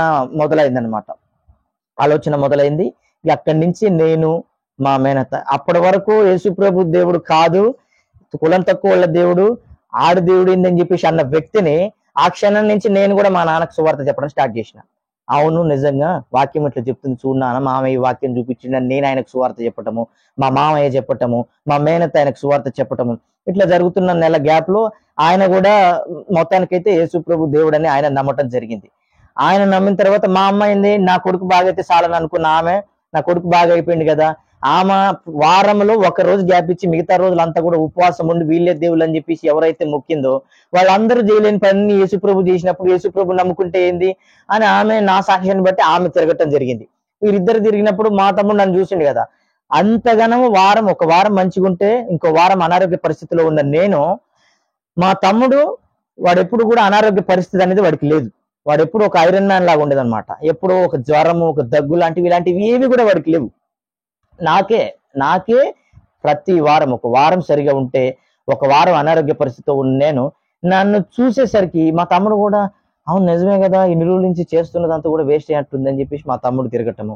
వీరు ముగ్గురు, మేము నలుగురం తిరిగేసరికి, అయితే వీటన్నిటికంటే ముందు మా తాత స్టేజ్ అంటే ఆయన కొత్తగా పెళ్ళైన స్టేజ్ లో ఆయన యేసుప్రభు ఆయన అనారోగ్య పరిస్థితిని బట్టి యేసుప్రభు దగ్గరికి వచ్చి ఆరోగ్యాన్ని పొందుకొని ఒక మూమెంట్ వచ్చేసరికి ఆ చర్చి సంఘస్థులు మా నాయనమ్మ కూర్చొని భోజనం చేస్తున్నప్పుడు కులం తక్కువ వాళ్ళ మధ్యలో మా ఆయన తీసుకొచ్చి నన్ను కోసపెట్టిండని ఆమె అక్కడ దేవుని వదిలేసింది. ఇప్పుడు ఆ రోజు కులం తక్కువ వాళ్ళ దేవుడు అని చెప్పేసి వదిలేసిన ఆమె ఇప్పుడు అదే దేవుని నేను నమ్ముకున్నా, అదే దేవుడు నాకు స్వస్థత ఇచ్చేసరికి ఆమె ఫస్ట్ ఒప్పుకోలేదు. ఒప్పుకోకుండా సర్లే విడుదల వచ్చింది కదా సార్లే సంతోషం అన్నట్టుగా ఆమె మాట్లాడింది, కానీ ఆమె ఒప్పుకోలేదు. ఒప్పుకోకపోయేసరికి ఇంక మేమేం చేసినాము, ఇదే ప్రార్థన ఇక వాళ్ళ కోసం ప్రార్థన చేయటము. అది కాదు, దేవుడు అంటే ఈయన, దేవుడు ఇట్లుండాలి, దేవుడు అంటే ఇప్పుడు ఆయన యేసు ప్రభు ఎవరు పెళ్లి చేసుకోవడాలు అట్లాంటివి లేవు. దేవుడు అంటే ఇప్పుడు మన ముఖ్య దేవుళ్ళు ఒకడు ఇద్దరిని వేసుకొని ఒకడు 1600 మందిని ఇట్లా వీళ్ళందరూ కూడా వీళ్ళు దేవుళ్ళు ఎట్లయితారు నాయనమ్మ ఇప్పుడు అని చెప్పి మా నాయనమ్మతో నేను మాట్లాడటము. ఇవన్నీ అంటే నాకున్న నాలెడ్జ్ని బట్టి, అంటే నేను అంతకుముందు రామాయణము, మహాభారతము, శివ మహాపురాణము, తాళపత్ర గ్రంథాలు ఇవి చదవటము, నాకు వాటికి సంబంధించి ఒక అవగాహన ఉంది కాబట్టి అవి కూడా నేను చదివానండి. అందులో నుంచి దేవుడు ఏమైనా మాట్లాడతాడా అని చెప్పేసి అవి నేను అవి చదివినప్పుడు నాతోటి ఎక్కడ కూడా దేవుడు మాట్లాడినట్టు లేదు, కానీ ఏదో అనగనగా ఒక కథ అన్నట్టుగా నాకు కథ చదువుతున్నట్టు అనిపించింది, కానీ ఎక్కడ కూడా దేవుడు నాతో మాట్లాడుతున్నట్టు కానీ నేనే దేవుడిని అన్నట్టు కానీ నిన్ను నీ తల్లి గర్భంలో నువ్వు పుట్టక ముందుకే నేను ఎరిగి ఉంటుంది కానీ ఎవరు కూడా నాతో అట్లా మాట్లాడినట్టు ఎక్కడ నాకు కనపడలేదు. ఇవన్నీ ఆమెతో చెప్తా మొత్తానికి నేను బాప్తిసం తీసుకునే టైంకి నా సాక్ష్యాన్ని బట్టి మా నాన్న, మా అమ్మ, మా తమ్ముడు, మా నాయనమ్మ, మా తాతయ్య వీళ్ళు మొత్తం 5గురు, వీళ్ళ 5గురు కూడా ఓకే అని చెప్పేసి యేసు ప్రభువే దేవుడు అని చెప్పేసి వాళ్ళు కూడా నమ్మటం జరిగింది. కానీ మా నాన్నకి తాత ముత్తాతల నుంచి ఆరాధిస్తున్న దేవతను వదిలిపెట్టాలంటే కొంచెం మనసు ఒప్పలేదు. ఆయన రాకముందుకే ఇంట్లో ఉన్న వాటన్నిటిని తీసేసేసరికి ఆయన నడింట్లో కూర్చొని ఏడ్చిండు, నా దేవుళ్ళు నన్ను విడిచిపెట్టిపోయిరని. ఆయన అంతగానో సరే యేసుప్రభువుని గురించి ఒప్పుకున్నా కానీ నా దేవుళ్ళు నన్ను విడిచిపెట్టిపోయారని చెప్పేసి ఏడ్చినా కూడా మొత్తానికి సాక్ష్యాన్ని బట్టి ప్రార్థన చేయటాన్ని బట్టి దేవుడు ఆయనకి కూడా మారు మనసు ఇవ్వటం జరిగింది. 2016 అక్టోబర్ 30వ తారీఖు నేను బాప్తిసం తీసుకోవడం జరిగింది. అదే మూమెంట్ లో నేను, మా మమ్మీ, మా తమ్ముడు, మా నాయనమ్మ, మా తాతయ్య, మా నాన్న ఒకటే రోజు అందరూ బాప్తిసం తీసుకోవడం జరిగింది. ఇది జరిగిన తర్వాత మా మమ్మీ వాళ్ళ డాడీ ఆయన ఉండి, నువ్వు మొన్నటిదాకా నాటు వైద్యం చేయించుకున్నావు, ఆడ హీరోని దగ్గర పోయినావు, ఇక్కడ తిరుపతి పోయినావు, నువ్వు ఆడ యాదగిరిగుట్ట పోయినావు, నువ్వు ఈ జాన్పాడు పోయినావు, నువ్వు మందులు వాడినావు, అవన్నీ వాడినాయి కాబట్టి అవి ఇన్ని రోజుల నుంచి పని చేయలేదు, ఇప్పుడు పని చేసినాయి, అవి విడుదలిస్తే నువ్వు యేసుప్రభు విడుదలిచ్చింది అంత వేయిందని చెప్పేసి ఆయన నాతో గొడవటం జరిగింది. ఆయన ఇంచుమించు ఆయన అయ్యప్పలో గురుస్వామి అంటారు ఆయనని, అంటే ఒక 17 సార్లు అట్లా ఆయన మాల వేయటం జరిగింది. అంటే ఆయన నా చిన్నప్పుడు ఆయనతో పాటు అయ్యప్ప గుడికి తీసుకెళ్లటము, ఆ నవగ్రహాల చుట్టూ తిప్పటము, వాటికి అంటే ఆరాధన చేపించడము, అయ్యప్ప పాటలు పాడటము, ఇలాంటివన్నీ జరిగేది. మనకి పాటలు పాడటం అంటే ఇష్టమే కానీ ఆ పాడుతుండేది, కానీ మనకి అక్కడ కూడా అనారోగ్య పరిస్థితి అక్కడ కూడా తగ్గకపోయేది. అప్పుడు ఆయన ఉండి, నువ్వు అట్లెట్లా చేస్తావు, నువ్వు కులం తక్కువ దేవుడు నమ్ముకున్నావు, నువ్వు ఇన్ని రోజుల నుంచి వాడిన మందులు నీకు విడుదల ఇచ్చినాయి, యేసు ప్రభు 2 రోజులు ప్రార్థన చేయగానే నీకు విడుదల వస్తుందా అని నాతో వ్యాజ్యం వేసుకోవడం స్టార్ట్ చేసేసరికి నాకు చదవమని ఇచ్చింది ఆయనే. ఈ శివపురాణము, తాళపత్ర నిద్రి, ఈ గ్రంథాలు, ఈ రామాయణం, మహాభారతం లాంటివి ఇవన్నీ ఇచ్చింది కూడా నాకు ఆయనే. ఆయన బాగా కొంచెం అంటే చదువుకున్న వ్యక్తి కాకపోయినా కానీ ఆయన ఎక్కువ శాతము అయ్యప్పల దాంట్లో ఆయన సీనియర్ గురుస్వామి అంటారు ఆయనని. ఆయన ఇవన్నీ మొదలుపెట్టి అసలు ఫస్ట్ ఎవరు త్రిమూర్తులు పుట్టిరు అని చెప్పేసి ఆయన నాతో వ్యాజ్యం వేసుకోవడము, ఫస్ట్ వీళ్ళందరినీ కన్నది ఎవరు కనకదుర్గ అని చెప్పేసి ఆయన స్టైల్లో ఆయన మాట్లాడటము, అట్టెట్లా అని చెప్పేసి నేను అదే ఆ మూమెంట్ నుంచి దేవుడు నాతో మాట్లాడుతున్నట్టు అనిపిస్తుంది కాబట్టి నేను వాక్యం చదువుతా ఈ వాక్యంలో ఉన్న రెఫరెన్స్ నేను తీసుకొని అట్టెట్ట ఇప్పుడు త్రిమూర్తులు అన్నావు, 3 దేవుళ్ళు ఎందుకు, ఒక్కడే దేవుడు ఉండాలి కదా, ఇప్పుడు ఆయన 1600 మందిని ఎందుకు చేసుకున్నాడు, ఈయన 2 ఎందుకు చేసుకున్నాడు మళ్ళీ అని చెప్పేసి ఆయనతో మాట్లాడడము, దేవుడు అంటే అసలు ఎలాంటి కామతురత ఉండకూడదు కదా అని చెప్పేసి నేను ఈ వాక్యంలో నుంచి తీసి ఆయనతో మాట్లాడటం. ఆయన తాళపత్ర నిధి అంటే ఆ శివ పురాణము పత్ర నిధి లాంటివి ఆ గ్రంథాలు తీసుకొని ఆయన అందులో నుంచి రెఫరెన్స్ చూపించి ఆయన నాతోటి వ్యాజ్యం వేసుకోవడము ఇవన్నీ జరిగింది. ఒక రోజు అంటే ఆయన కోసం మేము ప్రార్థన చేయడం స్టార్ట్ చేసినాం. ఆయన కూడా ఏమనుకున్నాడంటే నిజమే కదా అని చెప్పేసి దేవుడే ఆయనకు ఆ మారు మనసు ఇచ్చిండనే నమ్ముతున్నాండి నేను. ఆ రకంగా ఆయన కూడా అంటే 17 సార్లు మాల వేసుకున్న ఆ వ్యక్తి శివ పురాణము హైందవ పురాణం లాంటివి ఇలాంటి పురాణాలు చదివిన వ్యక్తి ఆయన కూడా యేసు ప్రభువే దేవుడు అని తెలుసుకొని పశ్చాత్తాపడి నేను వస్తా అని చెప్పేసి ఆయన చర్చికి రావడం జరిగింది మాతో పాటు. నేను బాప్తిసం తీసుకున్న నెల రోజుల్లో నాతో పాటు మా ఇంట్లో ఉన్న 5గురు రక్షింపబడ్డారు. పక్కనే మా మమ్మీ వాళ్ళ డాడీ మమ్మీ ఉంటారు, అమ్మమ్మ తాతయ్య. ఆయన ఇంకొక నెలలో ఆయన రావటం జరిగింది. ఆయన వచ్చిన తర్వాత ఆయన అప్పటి వరకు పురాణాలు అవన్నీ చదివిన వ్యక్తి ఆయన ప్రతిసారి కూడా ఆయన అయ్యప్ప దగ్గరికి వెళ్ళేదన్నమాట. కేరళలో నడుచుకుంటా వెళ్ళి వచ్చిన వ్యక్తి. అలాంటి వ్యక్తి కూడా మారిపోయాడు. నా సాక్ష్యాన్ని బట్టి ఆయన మారిపోయాడు. మారిపోయిన తర్వాత మా అమ్మమ్మ అంత చదువుకోలేదు. ఆమె ఉండి నువ్వు అందరిని మార్చేసినవరా, అసలు నువ్వు ఒక్కడికి పోకుండా ఆ కులం తక్కువ దేవుని దగ్గర తీసుకుపోయినవి ఏందని చెప్పేసి మా అమ్మమ్మ వ్యాజ్యం వేసుకోవడం స్టార్ట్ చేసింది. అప్పటి వరకు ఈయన వ్యాజ్యం వేసుకున్నాడు, ఈయన మారిపోయాడు. ఆయన తర్వాత మా అమ్మమ్మ స్టార్ట్ చేసి మొత్తం ఆమెతోటి సేమ్ ఇదే వాదన పెట్టుకోవడము. నువ్వు అసలు తాత ముత్తాతల కాడి నుంచి మా దేవర్లు మా నాయన మా తాతయ్య అని చెప్పేసి ఆమె అవన్నీ చెప్పటము. ఇవన్నీ చెప్తా ఆమె కోసం కూడా మేము ప్రార్థన చేస్తా, ఈ దేవుని గురించి చెప్తా. మొత్తానికి దేవుడు ఆమెలో కూడా కార్యం చేసిండు. వారిద్దరు కూడా మేము తీసుకున్న 1-2 నెలల గ్యాప్ లోనే వారిద్దరు కూడా నా సాక్ష్యాన్ని బట్టి వారిద్దరు కూడా బాప్తిసం తీసుకోవడం జరిగింది. ఆ తర్వాత అక్కడి నుంచి ఏమైందంటే ఈ 2 నెలల గ్యాప్ లో వీళ్ళతో మాట్లాడుతూనే ఉన్నా కానీ నాకేంటంటే నేను ఎక్కువ శాతం ప్రార్థన చేసుకుంటున్నా కదా. ప్రార్థన చేసుకుంటున్నప్పుడు అంటే ఎర్లీ మార్నింగ్ 3 o'clock లేచి ప్రార్థన చేసుకుంటున్నప్పుడు ఆ రోజు పడుకున్నానో ప్రార్థనలో అట్నే మోకాల మీద పడుకున్నానో నాకు ఐడియా లేదు. అలాగే ఉన్నప్పుడు ఒక ఇసుక పోస్తే రాళ్ళంత మంది జనము, లక్షల మంది జనం ఉన్నారు. అంటే అది కళ దర్శనమో నాకు తెలియదు కానీ ఆ కళలో ఆ దర్శనంలో అన్ని లక్షల మంది జనాభా ఉన్నారు. అందులో నేను ఉన్నా. అయితే ముందర ఉన్న స్టేజ్ మీద ఎవరు లేరు. ఎవరు లేని స్టేజ్ మీద నుంచి ఎవరు లేరు. ఒక వ్యక్తి మాట్లాడుతున్నాడు, అహరోను నువ్వు వచ్చి నువ్వు ఆరాధన నడిపించు, నువ్వు పాటలు పాడాలి అని చెప్పి పిలుస్తున్నాడు. నేను వచ్చిందే కొత్త కదా, నాకు అసలు ఏం పాటలు వచ్చు, ఆరాధన ఏంది అసలు అని. అంటే ఆరాధన అంటే చర్చికి వెళ్తా, ఆదివారం చర్చికి వెళ్తా, ఆరాధన అయ్యగా జరిపిస్తుంటే అందులో ఏకీభవించి చేయడం తప్పితే అసలు ఆరాధన అంటే ఏంటో నాకు తెలియదు. నన్ను పిలుస్తున్నాడు అని చెప్పేసి నేను ఆ కళలోనే భయపడుతున్నా. ఇట్లా జరిగిందని చెప్పేసి తెల్లారి పాస్టర్ గారి దగ్గరికి వెళ్ళి చెప్పినప్పుడు ఆయన ఉండి పిలుస్తున్నాడు రా దేవుడు, నిన్ను పిలుపు ఉన్నది, కాకపోతే నువ్వైతే చదువుతా ఉండు, నీ పని నువ్వు చేసుకుంటా వెళ్తే నేను ఆయన ఏదో ఒక రోజు తీసుకుంటాడు రా, సేవకి పిలుస్తాడు రా అని చెప్పేసి ఆయన చెప్పడం జరిగింది. కానీ నాకేమనిపిస్తుంది అంటే అప్పటి వరకు సివిల్స్ రాయాలి, అసిస్టెంట్ కమిషనర్ అవ్వాలి అని అంతగానము ఒక గోల్ పెట్టుకున్న నేను ఇవన్నీ చూసేసరికి అరే నిజమే కదా, అసలు ఈ భూమి మీద ప్రతి పనికి ఒక రిటైర్మెంట్ అనేది ఉంది. రిటైర్మెంట్ అంటూ లేనిది ఏది ఉన్నది? ఈ సేవకుడు. అసలు ఇప్పుడు ఎంత పెద్దోళ్ళైనా కూడా ఆ సేవకుని దగ్గరికి వచ్చి ప్రార్థన చేయించుకోవడం జరుగుతుంది. నాకు అప్పుడు అనిపించింది అంటే ఈ భూమి మీద ఒక ఉన్నతమైన పని అంటూ ఉన్నదంటే అది దేవుని సేవ చేయటమే అని చెప్పేసి అక్కడ స్టార్ట్ చేయడం జరిగింది. ఆ సేవ అనే దాని గురించి నాకు అవగాహన లేకపోయినా నేను పాస్టర్ గారి దగ్గరికి వెళ్ళి నేను సేవ చేస్తా పాస్టర్ గారు అని చెప్పడం తోటి ఆయన నన్ను చిన్నగా పరిచర్యల దగ్గర ఉంచడము, ఫస్ట్ చెప్పుల పరిచర్య దగ్గర ఉంచడము, ఈ రకంగా పరిచర్యలు ఒక్కొక్క పరిచర్య దగ్గర ఉంచటము జరిగింది అనమాట. అట్లా పరిచర్యలు చేస్తూ ఈ గ్యాప్ లో ఏమైందంటే మా పెదనాన్న ఎవరైతే ఫస్ట్ మా పెదనాయన కొడుకు చనిపోయి వీరుడైండో, ఎవరినైతే నేను ఒకప్పుడు మొక్కినో వాళ్ళ ఇంట్లో కూడా వాళ్ళ పరిస్థితి కూడా అంతేం బాగుండట్లేదు.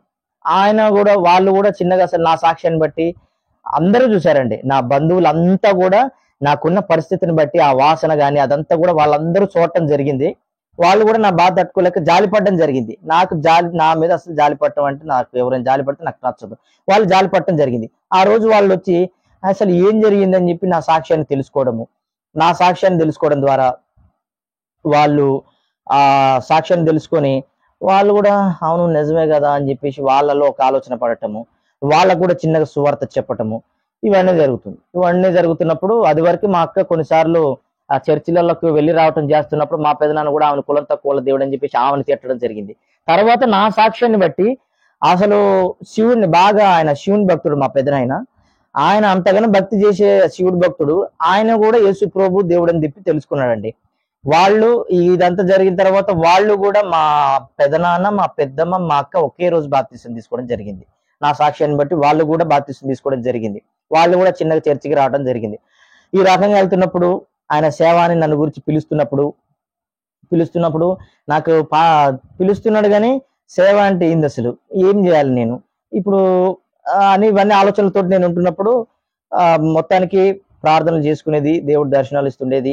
ఈ రకంగా జరుగుతున్నప్పుడు నాకేమనిపించింది అంటే, ఇక అసలు ఈ భూమి మీద ఉన్నతమైన పని అంటూ ఉన్నదంటే దేవుని సేవ అని చెప్పేసి నాకు సేవ మీద ఉన్నది. ఇక స్టడీ మీద పోయింది. అయినా సరే పాస్టర్ గారు ఉండి, లేదురా నువ్వు చదవాలరా అని చెప్పేసి ఆయన ఆయన చదువు అని చెప్పడం ద్వారా డిగ్రీ సెకండ్ ఇయర్ వరకు చదవటము జరిగింది.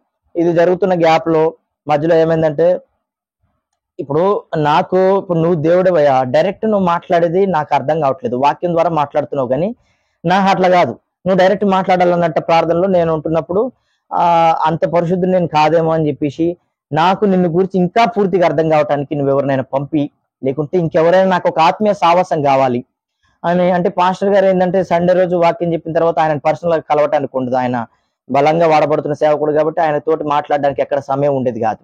ఆయన తోటి వెళ్ళాలన్నా కూడా కొంచెం భయం అనిపించేది. దాన్ని బట్టి నాకు ఒకరు కావాలి దేవా, నాకు ఒక ఆత్మీయ సహోదరుడు కావాలి దేవా అని చెప్పేసి ప్రార్థన చేసుకుంటా ఉన్నప్పుడు చర్చిలో ఆరాధన చేస్తున్నాండి. ఒక అన్నని దేవుడు పంపించినాడు. ఆయన నాకు తెలియకుండా ఆయన వచ్చి నా మీద చేతులు పెట్టి ఆయన భాషలో ప్రార్థన చేయడం స్టార్ట్ చేస్తున్నాడు. అప్పటి వరకు పాస్టర్ గారి భాషలో మాట్లాడడం విన్నా, తర్వాత ఆ వ్యక్తి మాట్లాడడం విన్నా. వీరు మాట్లాడేసరికి అది ఏంటి ఆ కొత్త భాష, ఆ కొత్త భాష ఏంది, నాకేంటంటే ఏదైనా కొత్త భాష నేర్చుకోవడం అంటే చాలా ఇష్టం. ఈ కొత్త భాష ఏంది అని చెప్పేసి నేను అనుకుంటున్న సమయంలో నాకైతే తెలియదు, కానీ నేను ఆరాధన చేస్తున్నప్పుడు నేను అక్కడ ఉన్నట్లేదు. నాకు అసలు ఏంటో తెలియని ఒకలాంటి నాలో అసలు మొత్తం ఏదో తీసేసినట్టుగా, బరువంతా తీసేసినట్టుగా, నేను గాల్లో ఒక పక్షి మాదిరి తేలుతున్నట్టుగా చాలా ఫ్రీ అనిపించింది. అలా జరుగుతున్న సందర్భంలో ఒక వ్యక్తి వచ్చి నా వెనకాల చేయబెట్టి భాషలో మాట్లాడతా, ఆరాధన జరిగిన తర్వాత ఆయన చెప్పిండు, తమ్ముడు నీ మీద దేవుని సన్నిధి బలంగా దిగిరావటం నేను చూస్తున్నాను, అది నువ్వు ఇప్పటి వరకు నువ్వు ఫీల్ అవుతున్నావు కదా, ఆ ఫీలింగ్ అది ఏదైతే ఉన్నదో అది దేవుడు నిన్ను తాకటం, ఆయన సన్నిధి నీ మీదకి దిగి రావటము, అది వేరే ఏమీ కాదు అని ఆయన చెప్పడం స్టార్ట్ చేసిండు. అంటే దేవుడు ఇట్లా కూడా దర్శిస్తాడు అనే విధానం అక్కడి నుంచి స్టార్ట్ అయింది.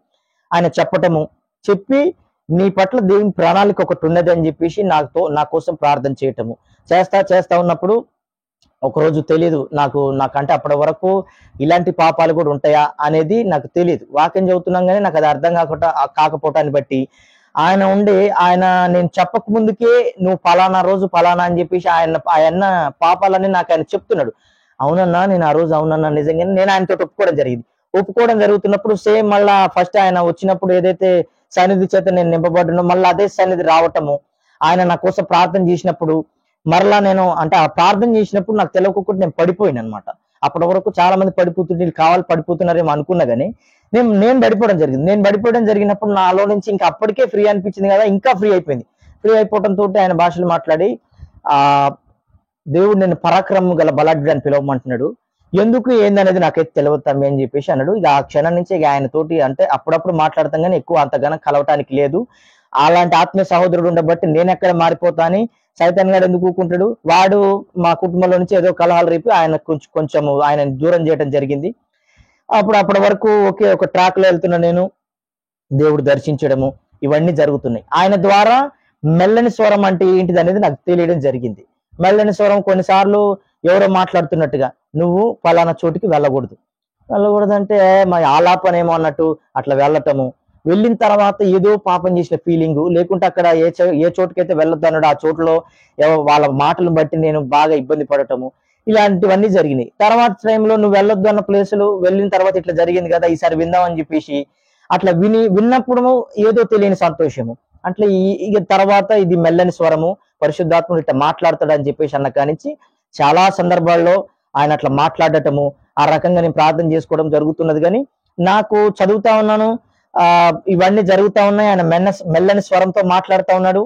కానీ నాకైతే లేదు, ఇంకా ఏదో తెలియట్లేదు. సేవ అన్నావు, అసలు నా పరిస్థితి ఏంది, నాకు చదువు ఎక్కట్లేదు, నా పరిస్థితి ఏంది అని చెప్పేసి ప్రార్థన చేసుకుంటున్నాను. మొత్తానికి డిగ్రీ సెకండ్ ఇయర్ వచ్చేటప్పటికి అయిపోయింది. మొత్తం ఆ 15 లారీల నుంచి ఎక్కడికైతే 4 లారీల నుంచి ఒక లారీ వచ్చిందో ఆ లారీ కూడా పోయిన తర్వాత మళ్ళా మా నాన్నకి ఈ బ్రతుకు నేను బ్రతకలేదని చెప్పేసి మళ్ళా ఆయన లారీలు తీసుకోవటము, ఇంటి కాగితాలు అంటే తనఖా రిజిస్ట్రేషన్ చేసి ఆ లారీలు తీసుకోవటము. ఆ లారీలు తీసుకున్న తర్వాత నాకేమనిపించింది, సర్లే ఇప్పుడు మనం ఆయన దర్శించినాక ఏదో ఒక పని చేయాలి కదా అన్నట్టు మా నాన్నతో పాటు నేను లారీలకు వెళ్ళడం జరిగింది. లారీలకు వెళ్ళేసరికి ఏమైందంటే ఆదివారం చర్చి ఎగ్గొట్టడం జరిగింది. ఆదివారం చర్చి ఎగ్గొట్టడము, చర్చి ఎగ్గొట్టడంతో పాటు ప్రార్థన లేదు, వాక్యం లేదు, ఇవన్నీ లేకపోయేసరికి లోపల ఏదో తెలియని వెలితి. అయినా కానీ మా నాన్నతో పాటు వెళ్ళటము. అయితే అవి తీసుకోక ముందుకే దేవుడు మాట్లాడాడండి, ఇది ఉండదని చెప్పినా కూడా ఇప్పుడు బ్రతకాలి కదా. మరి ఇప్పుడు ఒకప్పుడు అంత హైఫై లైఫ్ బ్రతికి ఇప్పుడు ఈ దిగజారిన బ్రతుకు ఒకరికి ఆ ఎదురు చూసే బ్రతికేంది. ఎప్పుడు కూడా మా ఇల్లు చుట్టాలతో కలకల్లాడేది. నేల మొత్తంలో కూడా ఎవరో ఒకరు వస్తూ ఉండటము, వెళ్తూ ఉండటము. ఎందుకంటే అన్ని లారీలు ఉండటాన్ని బట్టి ఆయన అంతగనము హోదాలో ఉండబట్టి చుట్టాలు వస్తూ ఉండటం వెళ్ళటం జరిగేది. ఇవన్నీ పోయిన తర్వాత ఎవరు కూడా మా ఇంటికి రాలేదు. ఇప్పటి వరకు కూడా ఎవరు మమ్మల్ని సరిగ్గా దర్శించలేదు, మా దగ్గరికి రాలేదు, అసలు మాతో ఎక్కువ శాతం మాట్లాడడానికి కూడా వాళ్ళు ఇష్టపడలేదు. అలా జరుగుతున్న క్రమంలో ఇలాంటి బ్రతికి ఎందుకు అంటే ఒక స్థాయిలో ఉండండి అని చెప్పేసి మా నాన్న లారీలు తీసుకోవడము, దేవుడు వద్దు ఇది ఉండదని చెప్పేసి అనటము, అయినా సరే మేము ప్రయత్నం చేయటము, అవి పోవటము, మళ్ళీ అప్పు తేవటము, మళ్ళీ లారీలు తేవటము, ఇవన్నీ పోవటము, ఇవన్నీ పోతా ఉంటే ఇవన్నీ అయిపోయింది. అయితే ఆ ఏజ్ లో అక్కడి నుంచి ఎప్పుడైతే నేను యేసుప్రభుని తెలుసుకున్నానో అప్పటి వరకు జనాల్లో కలవని నేను అప్పటి నుంచి జనాల్లో కలవటము, ఆ శాంతి నగర్ ఆ చుట్టుపక్కల ఏరియా మొత్తం కూడా నేనంటే అందరికీ తెలుసు, తెలవటము జరిగింది. అయితే అలాంటి నా తమ్ముడు నాకున్న పరిస్థితిని బట్టి హోటల్లో పనిచేయడం జరిగింది. హోటల్లో అంటే నాకు మా తమ్ముడు అంటే చాలా ఇష్టము. వాడు హోటల్లో పనిచేసి వెనకాల బాత్రూమ్స్ దగ్గర పనంతా అయిపోయిన తర్వాత వాడు తిని వాడు పోషించడం జరిగింది. అంటే వాడు అట్లా చేస్తున్నప్పుడు నాకు చాలా బాధ అనిపించింది. అంటే నేను నా తమ్ముడిని ఒక రేంజ్ లో చూడాలనుకున్నా కదా, వాడిని అలాంటి పరిస్థితుల్లో నేను చూడలేకపోయేసరికి ఆ బాత్రూమ్ దగ్గర వాడు అట్లా అంత పని చేసుకుంటే వాడు బాత్రూమ్ దగ్గర తింటుంటే నాకు చాలా బాధ అనిపించింది. అట్లా బాధ అనిపించి ఏంది అసలు యేసుప్రభు నమ్ముకుంటే ఇట్లా ఉంటదా అని ఇక అప్పటి నుంచి కొంచెము ఇలాంటివన్నీ స్టార్ట్ అవడం జరిగింది. అయినా సరే యేసుప్రభు దేవుడే, ఆయన తప్ప వేరొక దేవుడు లేడు. మళ్ళా నేను బాప్తిసం తీసుకున్న రోజు నుంచి మరలా ఎప్పుడు కూడా నేను వెనక్కి తిరగలేదు, వేరే ఏ దేవుని నేను మొక్కలేదు.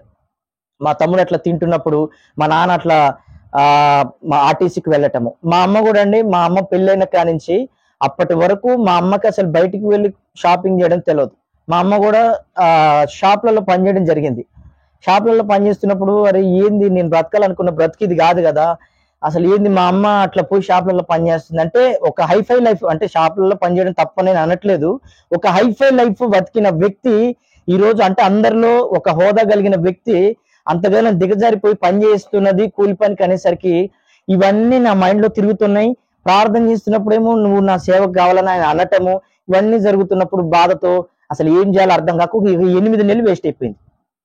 ఎంతైనా అప్పటి వరకు ఎంత ప్రేమ ఉన్నా సరే నేను ఆగమైపోతానేమో అని చెప్పేసి వాళ్ళు నన్ను తిట్టటము, నువ్వు పని చేయాలరా అంటే అంతగానము నాన్నతో పాటు ఉండి ఒక ఫోన్ కాల్ తోటి లక్షలు అప్పులు తీసుకొచ్చిన నేను కూడా ఆ టైంకి వచ్చేసరికి పని చేయాల్సిన పరిస్థితి. ఇప్పుడు ఎన్నడూ చేయని నా తమ్ముడు పని చేస్తున్నాడు, నా తల్లి పని చేస్తున్నది, మా నాన్న పని చేస్తున్నాడు, నేను చేద్దామంటే నాకు మనసు రావట్లేదు, ఏంది నా పరిస్థితి అని చెప్పేసి 8 నెలలు కూడా నేను ప్రార్థనలో ఉండటం జరిగింది. ఈ ప్రార్థనలో ఉన్న ప్రతిసారి ఏమైందంటే అంత సరే ఎంత ప్రేమ ఉన్నా కానీ పని చేయాలని చెప్పేసి వాళ్ళు రోజు తిట్టటము, పొద్దున్నే లేవంగానే ఇక తిట్టటము, తీరా అన్నం తినే టైంకి వచ్చేటప్పటికి నన్ను తిట్టటము, పని పాట లేని అదవాని ఎందుకురా అని చెప్పేసి వాళ్ళు అట్లా తిడుతున్న ప్రతిసారి నాకు బాధ అనిపించేది. బాధ అనిపిస్తున్నప్పుడు ఏం చేయాలో అర్థం కాక ఇంటికాడ ఉంటే తినే టైంకి వస్తే వీళ్ళు తిడతారని చెప్పేసి మా నాన్న అంటే వీళ్ళందరూ రాకముందుకే ఇంట్లోకి పోయి తినటము, వీళ్ళందరూ వచ్చిన తర్వాత చర్చిలో పోయి పండటము, ఇట్లా చేసేదనమాట. చర్చిలో కానీ లేకుంటే మా మేనత్త వాళ్ళు ఇల్లు అక్కడే కదా అక్కడ పండటము, ఇట్లా చేసేదనమాట.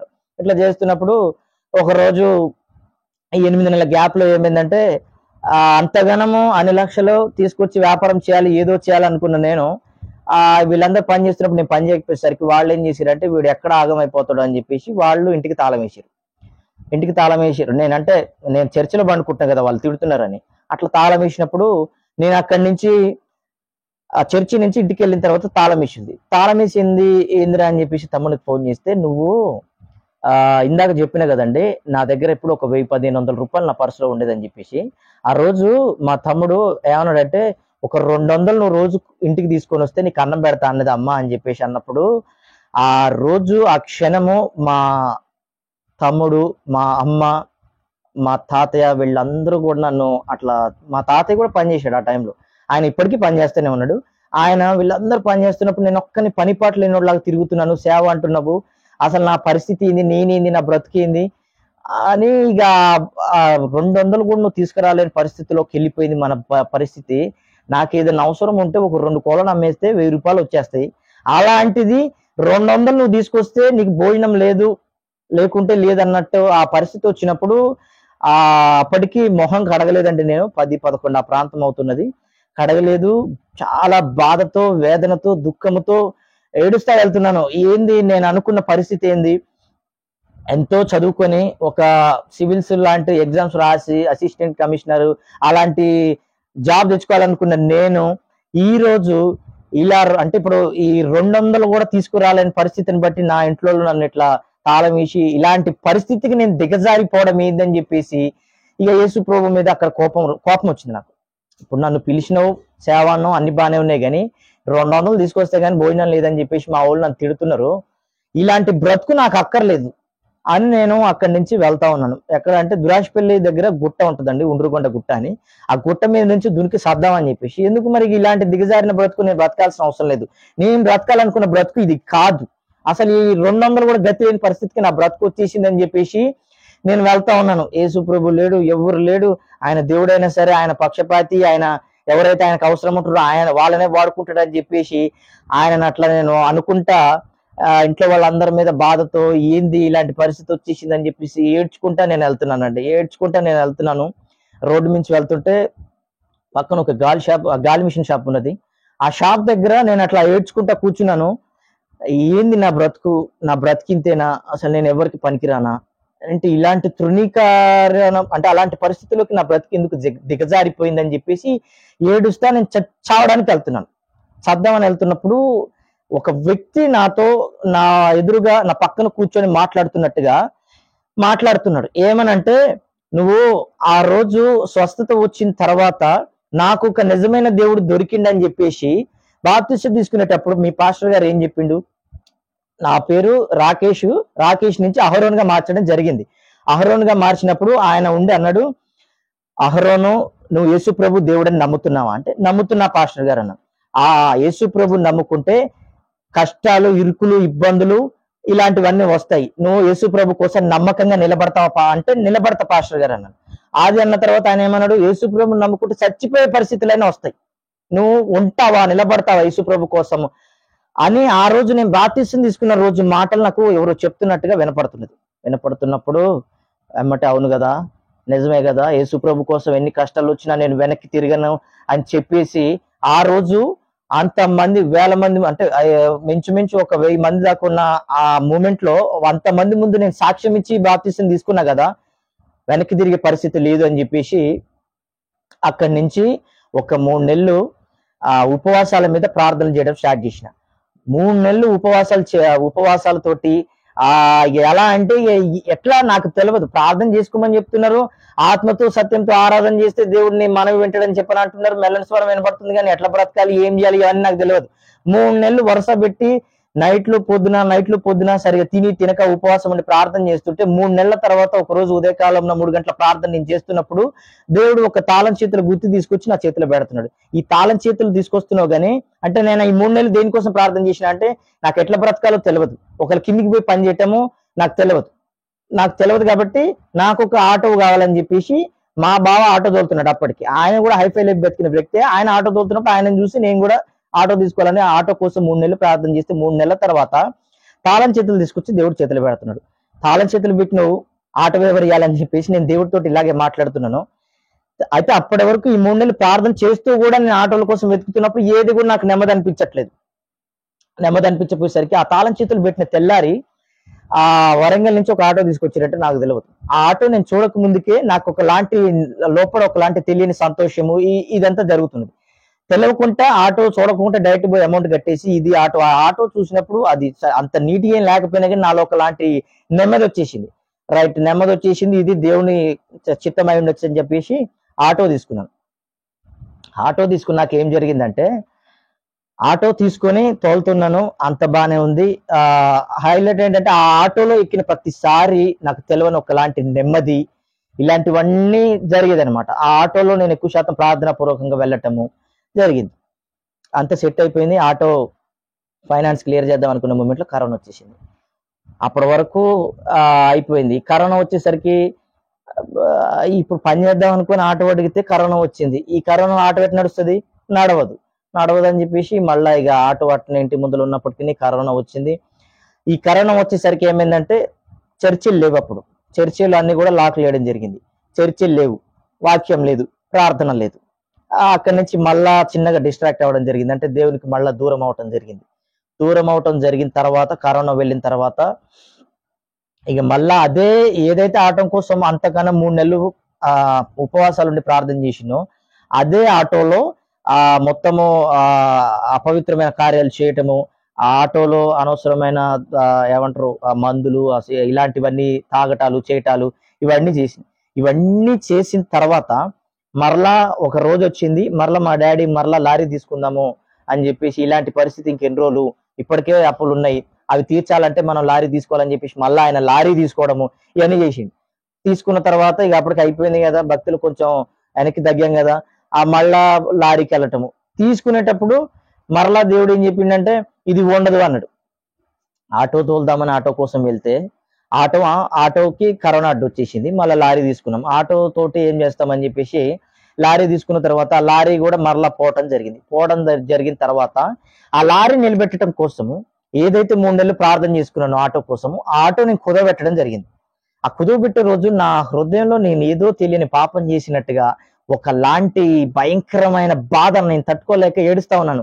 ఏంటి ఈ ఆటో కోసం దేవుడిని అడిగితే దేవుడిని అడిగితే నాకు మొదట ఇచ్చిన వస్తువు కదా ఇది, దీన్ని నేను పోగొట్టుకుంటున్నానే, నేను దిగజారిపోయినా అని చెప్పేసి మరలా నాతో ఎవరో మాట్లాడుతున్నట్టు ఇవన్నీ నా మైండ్ లో తిరుగుతున్నప్పుడు మరలా ఇది కాదు, ఆ లారీ కోసము దాన్ని నిలబెట్టుకోవాలని, ఇకనైనా మేము నిలబడాలి, మా బ్రతుకులు మేము నిలబడాలి, ఒక పొజిషన్ లో చూడాలనుకున్నాం అని చెప్పేసి ఆ లారీ కోసము విపరీతమైన ప్రయత్నాలు చేయటము, విపరీతమైన అప్పులు చేయటం, ఇవన్నీ చేయటం జరిగింది. ఈ గ్యాప్ లో అవన్నీ చేసిన తర్వాత అది పోయిన తర్వాత కూడా మరలా ప్రార్థన చేసుకోవడం జరిగింది. ప్రార్థన చేస్తున్న, ప్రభువా ప్రయత్నం చేసినాను కాలేదు, ఏంటి నా పరిస్థితి అని మరలా ప్రార్థన చేస్తా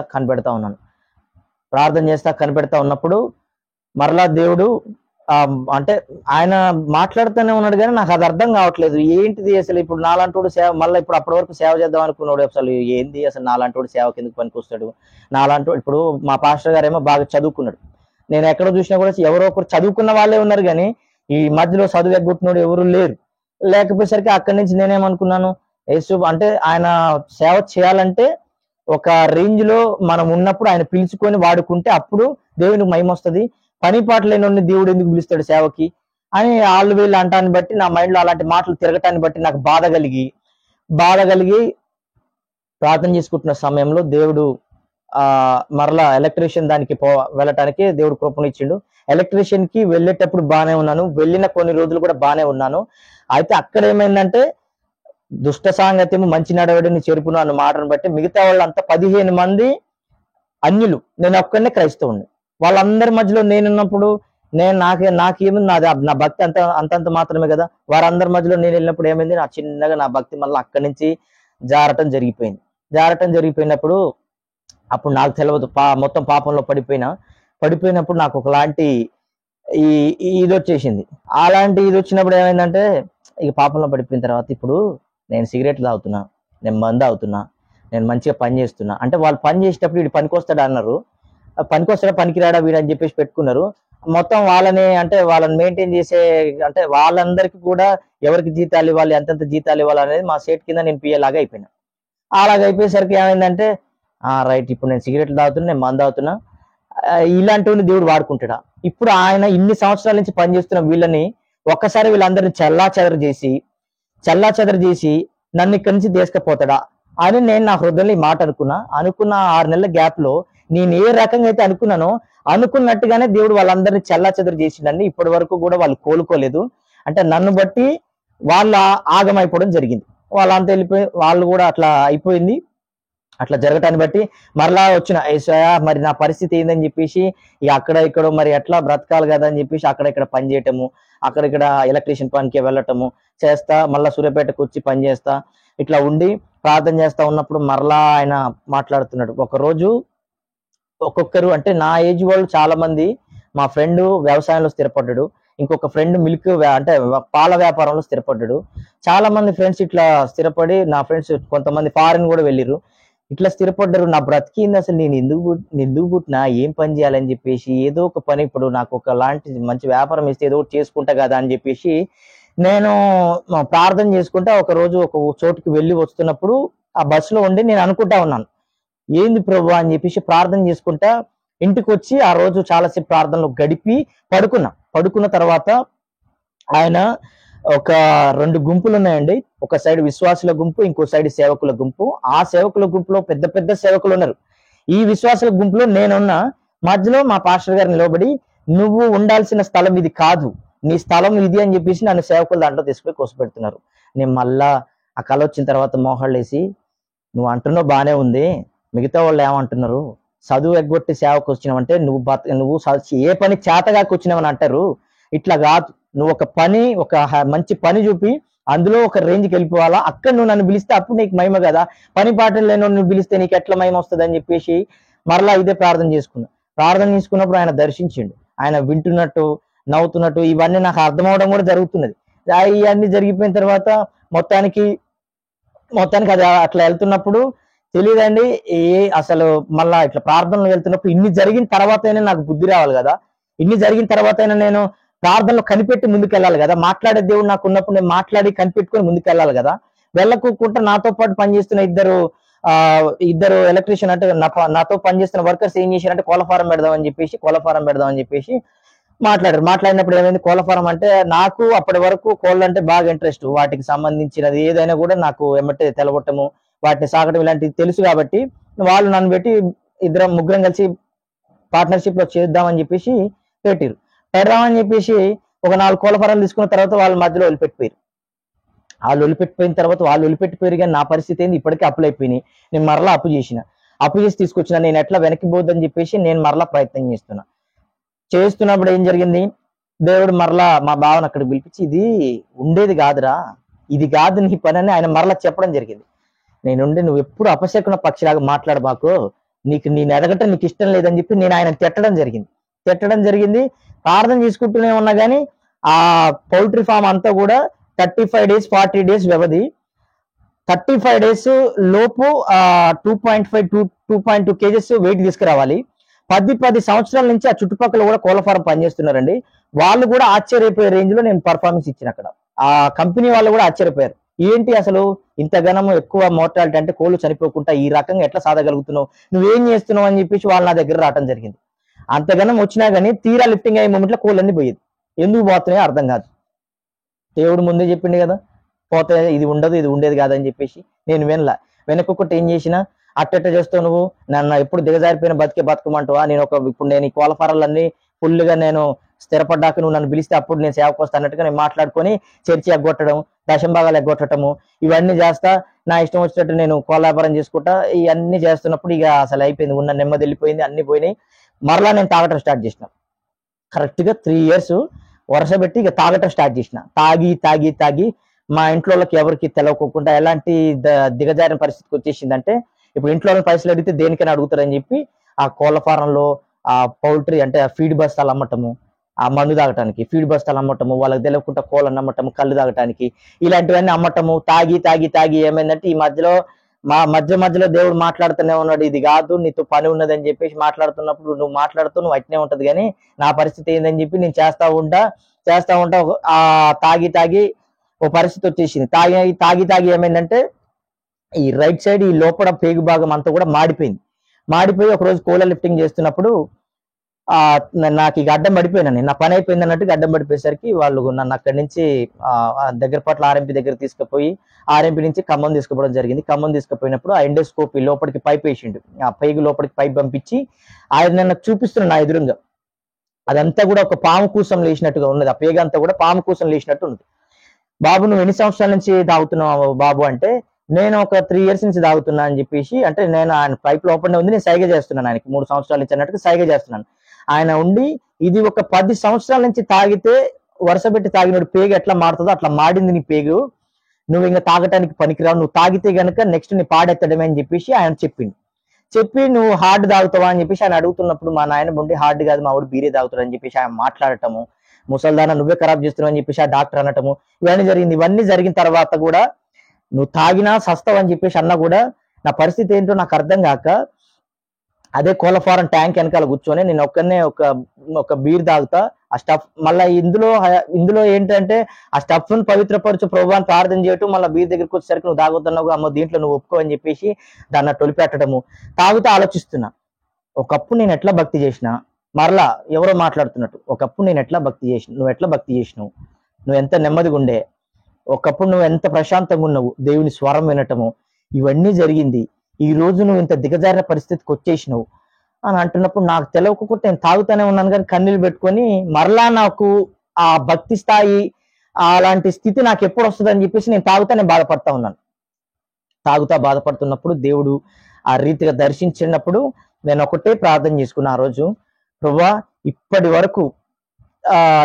వరకు నేను అనేక రకమైన ప్రయత్నాలు చేసిన, ఇవన్నీ కూడా బెడిసినాయి, ఇంకా నేను బతికితే నీ కోసం బ్రతుకుతా, ఇంక నేను మరలా ఎప్పుడు వెనక్కి తిరగను, ఒకవేళ తిరిగితే మాత్రం నేను నీ దగ్గరికి రాను, అలాంటి స్థితి రాకోకుండా నువ్వు నన్ను నడిపించుకుంటా అంటే మాత్రం నీ దగ్గరికి వస్తా అని 2 మోకాళ్ళు వేసి ఆ రోజు నేను అదే ప్రార్థన ఆ కోళ్ళఫారం దగ్గర ఉండి చేశానండి. చేసిన తర్వాత ఇప్పుడు ఈ కోళ్ళఫారం అంతా బెడిసింది కదా, ఈ అప్పులన్నీ అయినాయి కదా, ఇప్పుడు ఇంట్లో వాళ్ళు ఏమంటారు, నువ్వు చేపట్టే కదా మరలా అన్ని ఆశలు వదులుకున్న తర్వాత మళ్ళీ ఈ కోళ్ళఫారం కోసం అప్పు చేసిందని చెప్పేసి. ఆ కోళ్ళఫారం కోసం ఏమైందంటే నాకు ఇష్టమైన బైక్ నేను కుదబెట్టడం జరిగింది. ఆ బైక్ ఇప్పటికీ ఇదే హైదరాబాద్ లో ఒక వ్యక్తి దగ్గర తిరుగుతున్నది. ఇప్పటికీ ఆ వ్యక్తి ఫోటోలు పెట్టినప్పుడు బాధ అనిపిస్తుంది. అలా బండి పెట్టడము, ఇలాగా మొత్తం కుదబెట్టి తీసుకురావటము, ఇవన్నీ తీసుకురావడం, డబ్బులు తీసుకొని మా అప్పులు అయిపోయినాయి. ఈ అప్పులు ఎవరు తీర్చాలని చెప్పేసి మా నాన్న చిన్నగా అంటే నాతో అప్పుడు గొడవ పెట్టుకోవడం స్టార్ట్ చేసిండు. గొడవ పెట్టుకొని స్టార్ట్ చేసినప్పుడు నాకు డ్రైవింగ్ వచ్చు కాబట్టి అప్పుడు లారీలు మెయింటైన్ చేసిన అనుభవంతో అదే దూపాటు దగ్గర క్వారీలో నేను టిప్పర్ తోలడానికి వెళ్తున్నా. అప్పుడు పరిస్థితి ఏమైంది, అన్ని పోయినాయి కదా, డబ్బులు ఏం లేవు. నాన్న పోతున్నాడు కానీ అది ఒక సంచి లేని దాంట్లో పోసినట్టుగా కింద అంటే ఏం రావట్లేదు, మిగలట్లేదు. ఆయన వెళ్తున్నాడు, వీళ్ళంతా ఏమంటున్నారు, నువ్వు ఏదో ఒక పని చేయాలంటే నాకు ఆ టిప్పర్ పని దొరికింది, టిప్పర్ డ్రైవింగ్ చేయడానికి. ఇక నేను ఇంటికి అక్కడికి మళ్ళీ ఇప్పుడు కోళ్ళఫారం దగ్గర నుంచి నేను సూర్యాపేట వచ్చేసిన కదా, సూర్యాపేట నుంచి దూపాడు వెళ్ళి రావడానికి నా దగ్గర ఛార్జీ పైసలు లేక, ఇంట్లో వాళ్ళని నేను అడగలేక, అక్కడున్న పరిస్థితికి అక్కడున్న వాళ్ళు మా అప్పులు కట్టండి మీరు ఎట్లా వెళ్తారని చెప్పేసి వాళ్ళు అవమానపరిచిన దానికి మా నాయనమ్మ ఆ రోజు పురుగుల మందు తాగడం జరిగింది. నన్ను బట్టి మా దగ్గర నుంచి ఇది తీసివేయకండి అని చెప్పేసి ఒక కోళ్ళఫారం మేనేజర్ కాళ్ళు కూడా మా నాయనమ్మ పట్టుకోవడం జరిగింది. ఆ రోజు నాకు బాధ అనిపించింది, ఏంది అసలు నేను నిజంగా దేవుని స్వరం వినగలిగిన వ్యక్తిని నేను ఎందుకు దిగజారిపోయినా, ఇలాంటి పరిస్థితి ఎందుకు వచ్చింది. మా నాయనమ్మ ముసలితనం, ఇప్పుడు ఆమె దగ్గర 70 సంవత్సరాలు దాకా ఉంటాయండి. ఆ ముసలి ఆమె నా కోసము ఒక మేనేజర్ కాళ్ళ మీద పడ్డది, అయ్యా రావాల్సిన డబ్బులు ఇప్పియండి అయ్యా, మా అప్పుల పరిస్థితి తీరిపోద్దా అని చెప్పేసి ఆమె ఆ రోజు కాళ్ళ మీద పడ్డప్పుడు నాకు అది ఇప్పటికీ నాకు చాలా బాధ అనిపిస్తుంది. అరే ఏంటి ఇలాంటి దిగజారిన పరిస్థితికి వీళ్ళందరినీ నేను తీసుకొచ్చేసిన అని చెప్పి అక్కడ బాధతోటి ఇట్లా కాదు అని చెప్పేసి ఇంటికి పోలేక, ఆ టిప్పర్ల దగ్గర ఉండలేక, తినలేక, ఆ తినటానికి బాక్స్ రోజు పోయి రావాలంటే నా దగ్గర ఛార్జీకి కావాలి పైసలు, ఛార్జీకి పైసలు లేవు, ఛార్జీకి పైసలు లేక ఆ టిప్పర్ల దగ్గరనే ఆ బీహార్ వాళ్ళ దగ్గర వాళ్ళు ఇచ్చే 1-2 రొట్టెలు తినుకుంటా అలాగ జరుగుతున్నప్పుడు ఆ టిప్పర్ల దగ్గర మొత్తం గ్రెనేట్ అంటే అవి కొండలు పగిలి అంటే బాంబులు పెట్టి పేల్చే ఒక వ్యక్తి, ఆయన పాస్టర్ సేవ చేస్తూ ఆ పని చేస్తున్నాడు. ఆయన నా దగ్గర ఏం గుర్తించినాడో నాకు తెలియదు.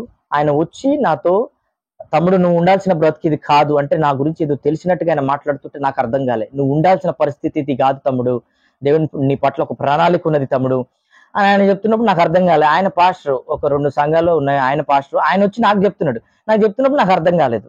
అరే ఏంటి నిజమే అంటే సేవా పిలుపు ఉన్నది, అన్ని ఉన్నది, ఆయన వచ్చి తమ్ముడు ఇది పరిస్థితి తమ్ముడు అని చెప్పేసి ఆయన నా గురించి చెప్పడము, ఇక అక్కడ ఇంటికి వెళ్ళలేక అక్కడ అమౌంట్ వస్తాయి. ఇప్పుడు 25,000 కి మనం జీతానికి ఒప్పుకున్నాం, అక్కడ 22,000 కి ఆ పైసలు ఎట్లా వదులుకుంటాం అని చెప్పేసి అక్కడే వాళ్ళు ఇచ్చే 1-2 రొట్టెలు వాళ్ళకి తెలియకుండానో తెలిసో తినుకుంటా ఉపవాసాలు అక్కడనే ఉపవాసాలు వండుకుంటా టిప్పర్ దోలుకుంటా ప్రార్థన చేసుకుంటా, యేసు ప్రభువా ఇక్కడితో నా బ్రతుకు మారాలా, ఇక్కడితో నా బ్రతుకు మారాలని చెప్పేసి అంటున్నప్పుడు, ఈ మధ్యలో ప్రతిసారి కూడా నేను ఏదైతే ప్రయత్నాలు చేసిన ప్రతిసారి ముందు కూడా దేవుడు మా బావను అక్కడికి పంపించిండండి. మా బావ చెప్పేది అనమాట, దేవుడు నీ పట్ల కోరుకుంటుంది ఇది కాదు, నువ్వు చేయాల్సింది ఇది కాదు, నువ్వు ఇది బెడుస్తుందిరా, నువ్వు మారాలరా అని చెప్పేసి ఆయన చెప్తున్నప్పుడు ఆయన నేను తిట్టుకునేది, నీకు నేను అడగటం ఇష్టం లేదని చెప్పి తిట్టుకునేది. ఆ వ్యక్తి ద్వారా కూడా తర్వాత దేవుడు మాట్లాడటము జరిగింది. ఇవన్నీ జరుగుతున్నప్పుడు ప్రార్థన చేసుకోవడం స్టార్ట్ చేసిన. ఇంకా ఇంతగానము దేవుడు దర్శించిన తర్వాత మాట్లాడిన తర్వాత ఇక నేను ఒకటే అనుకున్నా, ఇక సస్తే నీ కోసం చచ్చిపోవాలి అంతే, ఇక బ్రతికితే నీ కోసం బ్రతకాలి, ఇక ఇంకోళ్ళ కోసం నేను బ్రతకను, ఇంకోళ్ళ కోసం నేను చచ్చిపోను. ఆధారపడి బ్రతకడం అంటూ బ్రతికితే నీ మీదనే ఆధారపడతా, మా తల్లిదండ్రుల దగ్గర కూడా రూపాయి చేజాపి నేను అడగను అని ఆ రోజు నేను ఏదైతే ప్రార్థన చేసుకున్నానో అదే ప్రార్థన ఇక్కడి వరకు కూడా నేను మనుషులు చేజాపుకుంటా దేవుడు ఆ రీతిగా నన్ను నడిపించడం జరిగింది. అట్లా అన్న తర్వాత మా బావని దేవుడు దర్శించడము, అంటే ఆయనలో నుంచి దేవుడు నా గురించి మాట్లాడి నీ పట్ల ప్రణాళిక ఉన్నదని ఆయన ద్వారా నేను తెలుసుకోవటము, ఎలాంటి విషయాల్లో నీ బ్రతుకు మార్చుకోవాలనేది ఆయనకి దేవుడు చెప్పటము, ఆయన దేవుడు ఏదైతే చెప్పిండో ఆయన నాకు చెప్పటము, ఆయన చెప్పిన దానిని బట్టి కొన్నిసార్లు బాధపడ్డా, కొన్నిసార్లు ఆయనను తిట్టుకున్నా, కొన్నిసార్లు ఆయన గురించి ఈయన ఎట్నే చెప్తాడని ఆయన తిట్టుకున్నా గానీ సరే కొంచెం బాధ అనిపించినా గానీ ఆయనతోటి దేవుడు మాట్లాడిన సంగతులు నేను ఎక్కడెక్కడ మార్చుకోవాలని ఆయన చెప్తున్నాడు, వాటిని నేను మార్చుకుంటా వస్తున్నప్పుడు ఒక రోజు వచ్చేసింది, మరలా ఇంట్లో టార్చర్ స్టార్ట్ అయింది. అప్పటి వరకు శాంతినగర్ ఆ చుట్టుపక్కల ఏరియాల ప్రజలు బ్రతికితే ఈ పిల్లగాడు ఇంత చిన్న ఏజ్ లో కూడా ఇంతగానం పని చేయగలుగుతున్నాడు, ఇంత టాలెంట్ ఉన్నది అని చెప్పేసి అనుకున్న వ్యక్తులు ఒక మూమెంట్ వచ్చేసరికి ఇలాంటి బ్రతుకు మనం బతకకూడదు అని చెప్పేసి నా గురించి అని ఒక్కొక్కరు అనుకుంటున్నప్పుడు అది నా చెవిని పడ్డప్పుడు నాకు చాలా బాధ అనిపించి నేను ప్రార్థన చేస్తున్నప్పుడు దేవుడు ఒక రోజు విజయవాడలో మా వదిన అనేవాళ్ళు సేవ చేస్తున్నారండి. మా వదిన యాక్చువల్గా ఆమె రెస్ట్ తీసుకోవడానికని మా ఇంటి దగ్గరకు వచ్చింది. ఆ రెస్ట్ తీసుకుంటున్న వ్యక్తిని దేవుడు దర్శించి నాతోటి మాట్లాడుతున్నాడు. వాళ్ళు వచ్చిర్రు, ఖచ్చితంగా దరివేస్తారు నాకు అని చెప్పేసి, అంటే తిడతారు నన్ను అని చెప్పేసి నేను ఆగిపోయి వాళ్ళ కనపడుకోకుండా తిరుగుతున్నప్పుడు ఎందుకో లోపల నుంచి ఒక బలమైన ప్రేరేపణ వస్తుంది, నువ్వు అక్కడికి వెళ్ళాలి అని చెప్పేసి బలమైన ప్రేరేపణ వస్తున్నప్పుడు వెళ్ళిన తర్వాత ఆమె మాట్లాడే విషయాలని పక్కకు పెట్టేసి నీలాంటి వాళ్ళ కోసం దేవుడు వెతుకుతున్నాడు, యథార్థంగా దేవుని కోసం సేవ చేసేటోళ్ళు, నీలాగా నిజాయితీగా దేవుడి కోసం నిలబడేటోళ్ళ కోసం దేవుడు వెతుకుతున్నాడు, నువ్వు రావాలి, దేవుడు నిన్ను కోరుకుంటున్నాడు, నువ్వు మరలా వెనక్కి తిరగద్దు అహరోను అని చెప్పేసి ఆమె మాట్లాడుతున్నప్పుడు నిజంగా ఆమె మాట్లాడుతున్నట్టు ఆమె ఎందుకు మాట్లాడుతున్నా ఆమెకు తెలియదు. దేవుడు ఆమెను దర్శించి ఆ రీతిగా మాట్లాడుతున్నప్పుడు ఆ క్షణము మరలా నేను ప్రార్థన చేసుకోవడము, సరే ప్రభువా నీ చిత్తం అని చెప్పేసి. అయితే ఇదంతా కూడా నేనేమని చెప్పదలుచుకుంటానంటే, ఇప్పుడు ఈ యొక్క యూట్యూబ్ ద్వారా వింటున్న సహోదరులు మీరందరూ ఎవరైతే ఉన్నారో, ఇప్పుడు ఎందుకు పనికిరానోని ఇలాంటి కూడా దేవుడు వాడుకుంటాడా, నా పట్ల ఏమున్నదని చెప్పేసి నేను అనేక మార్లు ఏడ్చి వెనక్కి తిరిగిపోయిన సందర్భాల్లో కూడా దేవుడు నన్ను దర్శించి నీ పట్ల ప్రతి వస్తువు ఆయా పని నిమిత్తం కలుగజేయబడినది, నీతో కూడా ఒక పని ఉన్నది అని దేవుడు నన్ను దర్శించి ఆ రీతిగా చెప్పడం జరిగింది. ఇప్పుడు వింటున్న మీకు కూడా మీరు ప్రార్థన చేసుకోండి, మీరు హృదయపూర్వకంగా దేవుడిని అడగండి, నా పట్ల నీ ప్రణాళిక ఏంటయ్యా అని మీరు ఒక్కసారి ప్రార్థన చేయండి. దేవుడు ఖచ్చితంగా మీతో కూడా మాట్లాడతాడు, దేవుడు ఖచ్చితంగా మిమ్మల్ని దర్శిస్తాడు. ఇప్పుడు ఈ రోజు నన్ను ఎట్లా వాడుకుంటాడు, మిమ్మల్ని కూడా దేవుడు అలాగనే వాడుకుంటాడు, ఇంకా బలంగా కూడా వాడుకుంటాడు మీరు నమ్మితే. ప్రియమైన దేవునికి బిడ్డలారా, విన్నారు కదా యవనస్తుడి యొక్క సాక్ష్యం. దేవుడు అంటే ఎవరో తెలియనటువంటి పరిస్థితులలో, బలహీనంగా ఉన్నటువంటి సమయాలలో దేవుడే తను దర్శించటం, దేవుడు ముట్టి స్వస్థపరచడం, నిజమైనటువంటి దేవుడు లోకరక్షకుడు మా దేవుడు నా కోసం ప్రాణం పెట్టాడని దేవుని తెలుసుకొని తన యొక్క సాక్ష్యం ద్వారా తన యొక్క రక్త సంబంధులు, బంధుమిత్రులు అందరూ కూడా చాలా మంది దేవుని తెలుసుకోవడం జరిగింది. అందును బట్టి దేవుని నామానికి మహిమ కలుగును గాక. మరి అదే విధంగా వారు దేవుడిని తెలుసుకొనక ముందు ఎన్నో దేవతల చుట్టూ తిరిగారు, తీర్థయాత్రలు చేశారు, చేతబడని అవని ఇవని ఎన్నెన్నో రకాలుగా ప్రయత్నాలు చేశారు, కానీ ఎక్కడ విడుదల రాలేదు, ఎక్కడ మనస్తృప్తి చెందలేదు. ఎప్పుడైతే దేవుణ్ణి తెలుసుకొని నిజమైనటువంటి దేవుణ్ణి ఎరిగి ఉండి దేవుని పాదాల చెంత చేరారో వారికి ఉన్నటువంటి బలహీనతలు పోయాయి, వారికి ఉన్నటువంటి సమస్యలన్నీ కూడా పోయాయి. మరి అదే విధంగా ఆ యొక్క టెస్టిమనీలో మనం గమనిస్తే చాలా వారి కుటుంబం అంతా కూడా ఫైనాన్షియల్ ప్రాబ్లమ్స్ తో నిండి ఉన్నది. కానీ ఒకానొకప్పుడు వారే ఇతరులకు అప్పు ఇచ్చే విధముగా ఉన్నటువంటి వారు ఈనాడు చెయ్యి చాపేటటువంటి పరిస్థితికి కుటుంబం దిగజారిపోయింది అని తెలియజేస్తున్నారు. ప్రియమైన దేవుని యొక్క బిడ్డలారా, దేవుడు అన్యాయస్తుడు కాదు. నిజమైనటువంటి దేవుడు పాపము ఎరగనివాడు. ఆయన ఆలోచనలో పరిశుద్ధత, ఆయన మాటలో పరిశుద్ధత, ప్రతి దాంట్లో పరిశుద్ధత ఉండాలి. కానీ ఆయన ఒకప్పుడు ఆయన ఆరాధించినటువంటి దేవదూతలు, ఆయన ఆరాధించినటువంటి ఆ తీర్థయాత్రలు ఏది ఆయనను చేరదీయలేదు, ఏది అతనికి స్వస్థత అనుగ్రహించలేదు. కాబట్టి నిజమైన యేసు ప్రభు నిజరక్షకుడని తెలుసుకున్నటువంటి అతని జీవితంలో దేవుడు చేసినటువంటి గొప్ప అద్భుతాన్ని బట్టి వారి కుటుంబంలో 13 మంది దేవుని తెలుసుకున్నారంట. ఈ విధంగా దేవుడు అతని జీవితంలో గొప్ప అద్భుతమైన కార్యం జరిగించారు. ఆ వ్యక్తి కోసం కూడా ప్రార్థన చేయండి. అహరోను బ్రదర్ కోసం ప్రార్థన చేయండి. ఇంకా సేవ పరిచయలో బహుబలంగా వాడబడాలి. ఇంకా క్రీస్తు ప్రేమను తెలియనటువంటి వారి కోసం అనేక ప్రాంతాలు తిరిగి స్వార్థ ప్రకటించి, ఆయన ఏ సిచ్యువేషన్ నుంచి, ఆయన ఏ ప్రాబ్లం నుంచి అయితే దేవుని తెలుసుకొని ఈ యొక్క ఆత్మీయ జీవితంలో కొనసాగుతున్నారో అటువంటి పరిస్థితులలో ఉన్న వారికి, అటువంటి ఇబ్బందులలో ఉన్న వారికి ఈయన స్వార్థ ప్రకటించి అనేక మందికి క్రీస్తు ప్రేమను ప్రకటించే ఒక బలమైన ప్రార్థన యోధుడిగా ఎదుగుటకు దేవుడు కృప చూపించలాగన దయచేసి మీ యొక్క వ్యక్తిగత ప్రార్థనలో బ్రదర్ అహరోన్ గారి కుటుంబం గురించిను, వారికి ఉన్నటువంటి ఇబ్బందుల గురించి మీరు ప్రతిరోజు ప్రార్థన చేయండి. ఇంకా ఆయన సేవలో బలపడలాగన ప్రస్తుతమైన తర్ఫీదు పొందుతున్నాడు. అంతం వరకు నిలబడి ట్రైనింగ్ కంప్లీట్ చేసుకున్నట్టు కూడా దేవుడు కృపను అనుగ్రహించి ఇహలోకంలో దేవుని కోసం అలుపెరగని గొప్ప సేవ దేవుడి కోసం చేసే కృపను దేవుడు అనుగ్రహించేలాగా ప్రార్థన చేయండి. దేవుడు మనలను, మన కుటుంబాలను దీవించి ఆశీర్వదించును గాక. Praise the Lord. అందరికీ వందనాలు. ప్రైజ్ ద లార్డ్ అండి.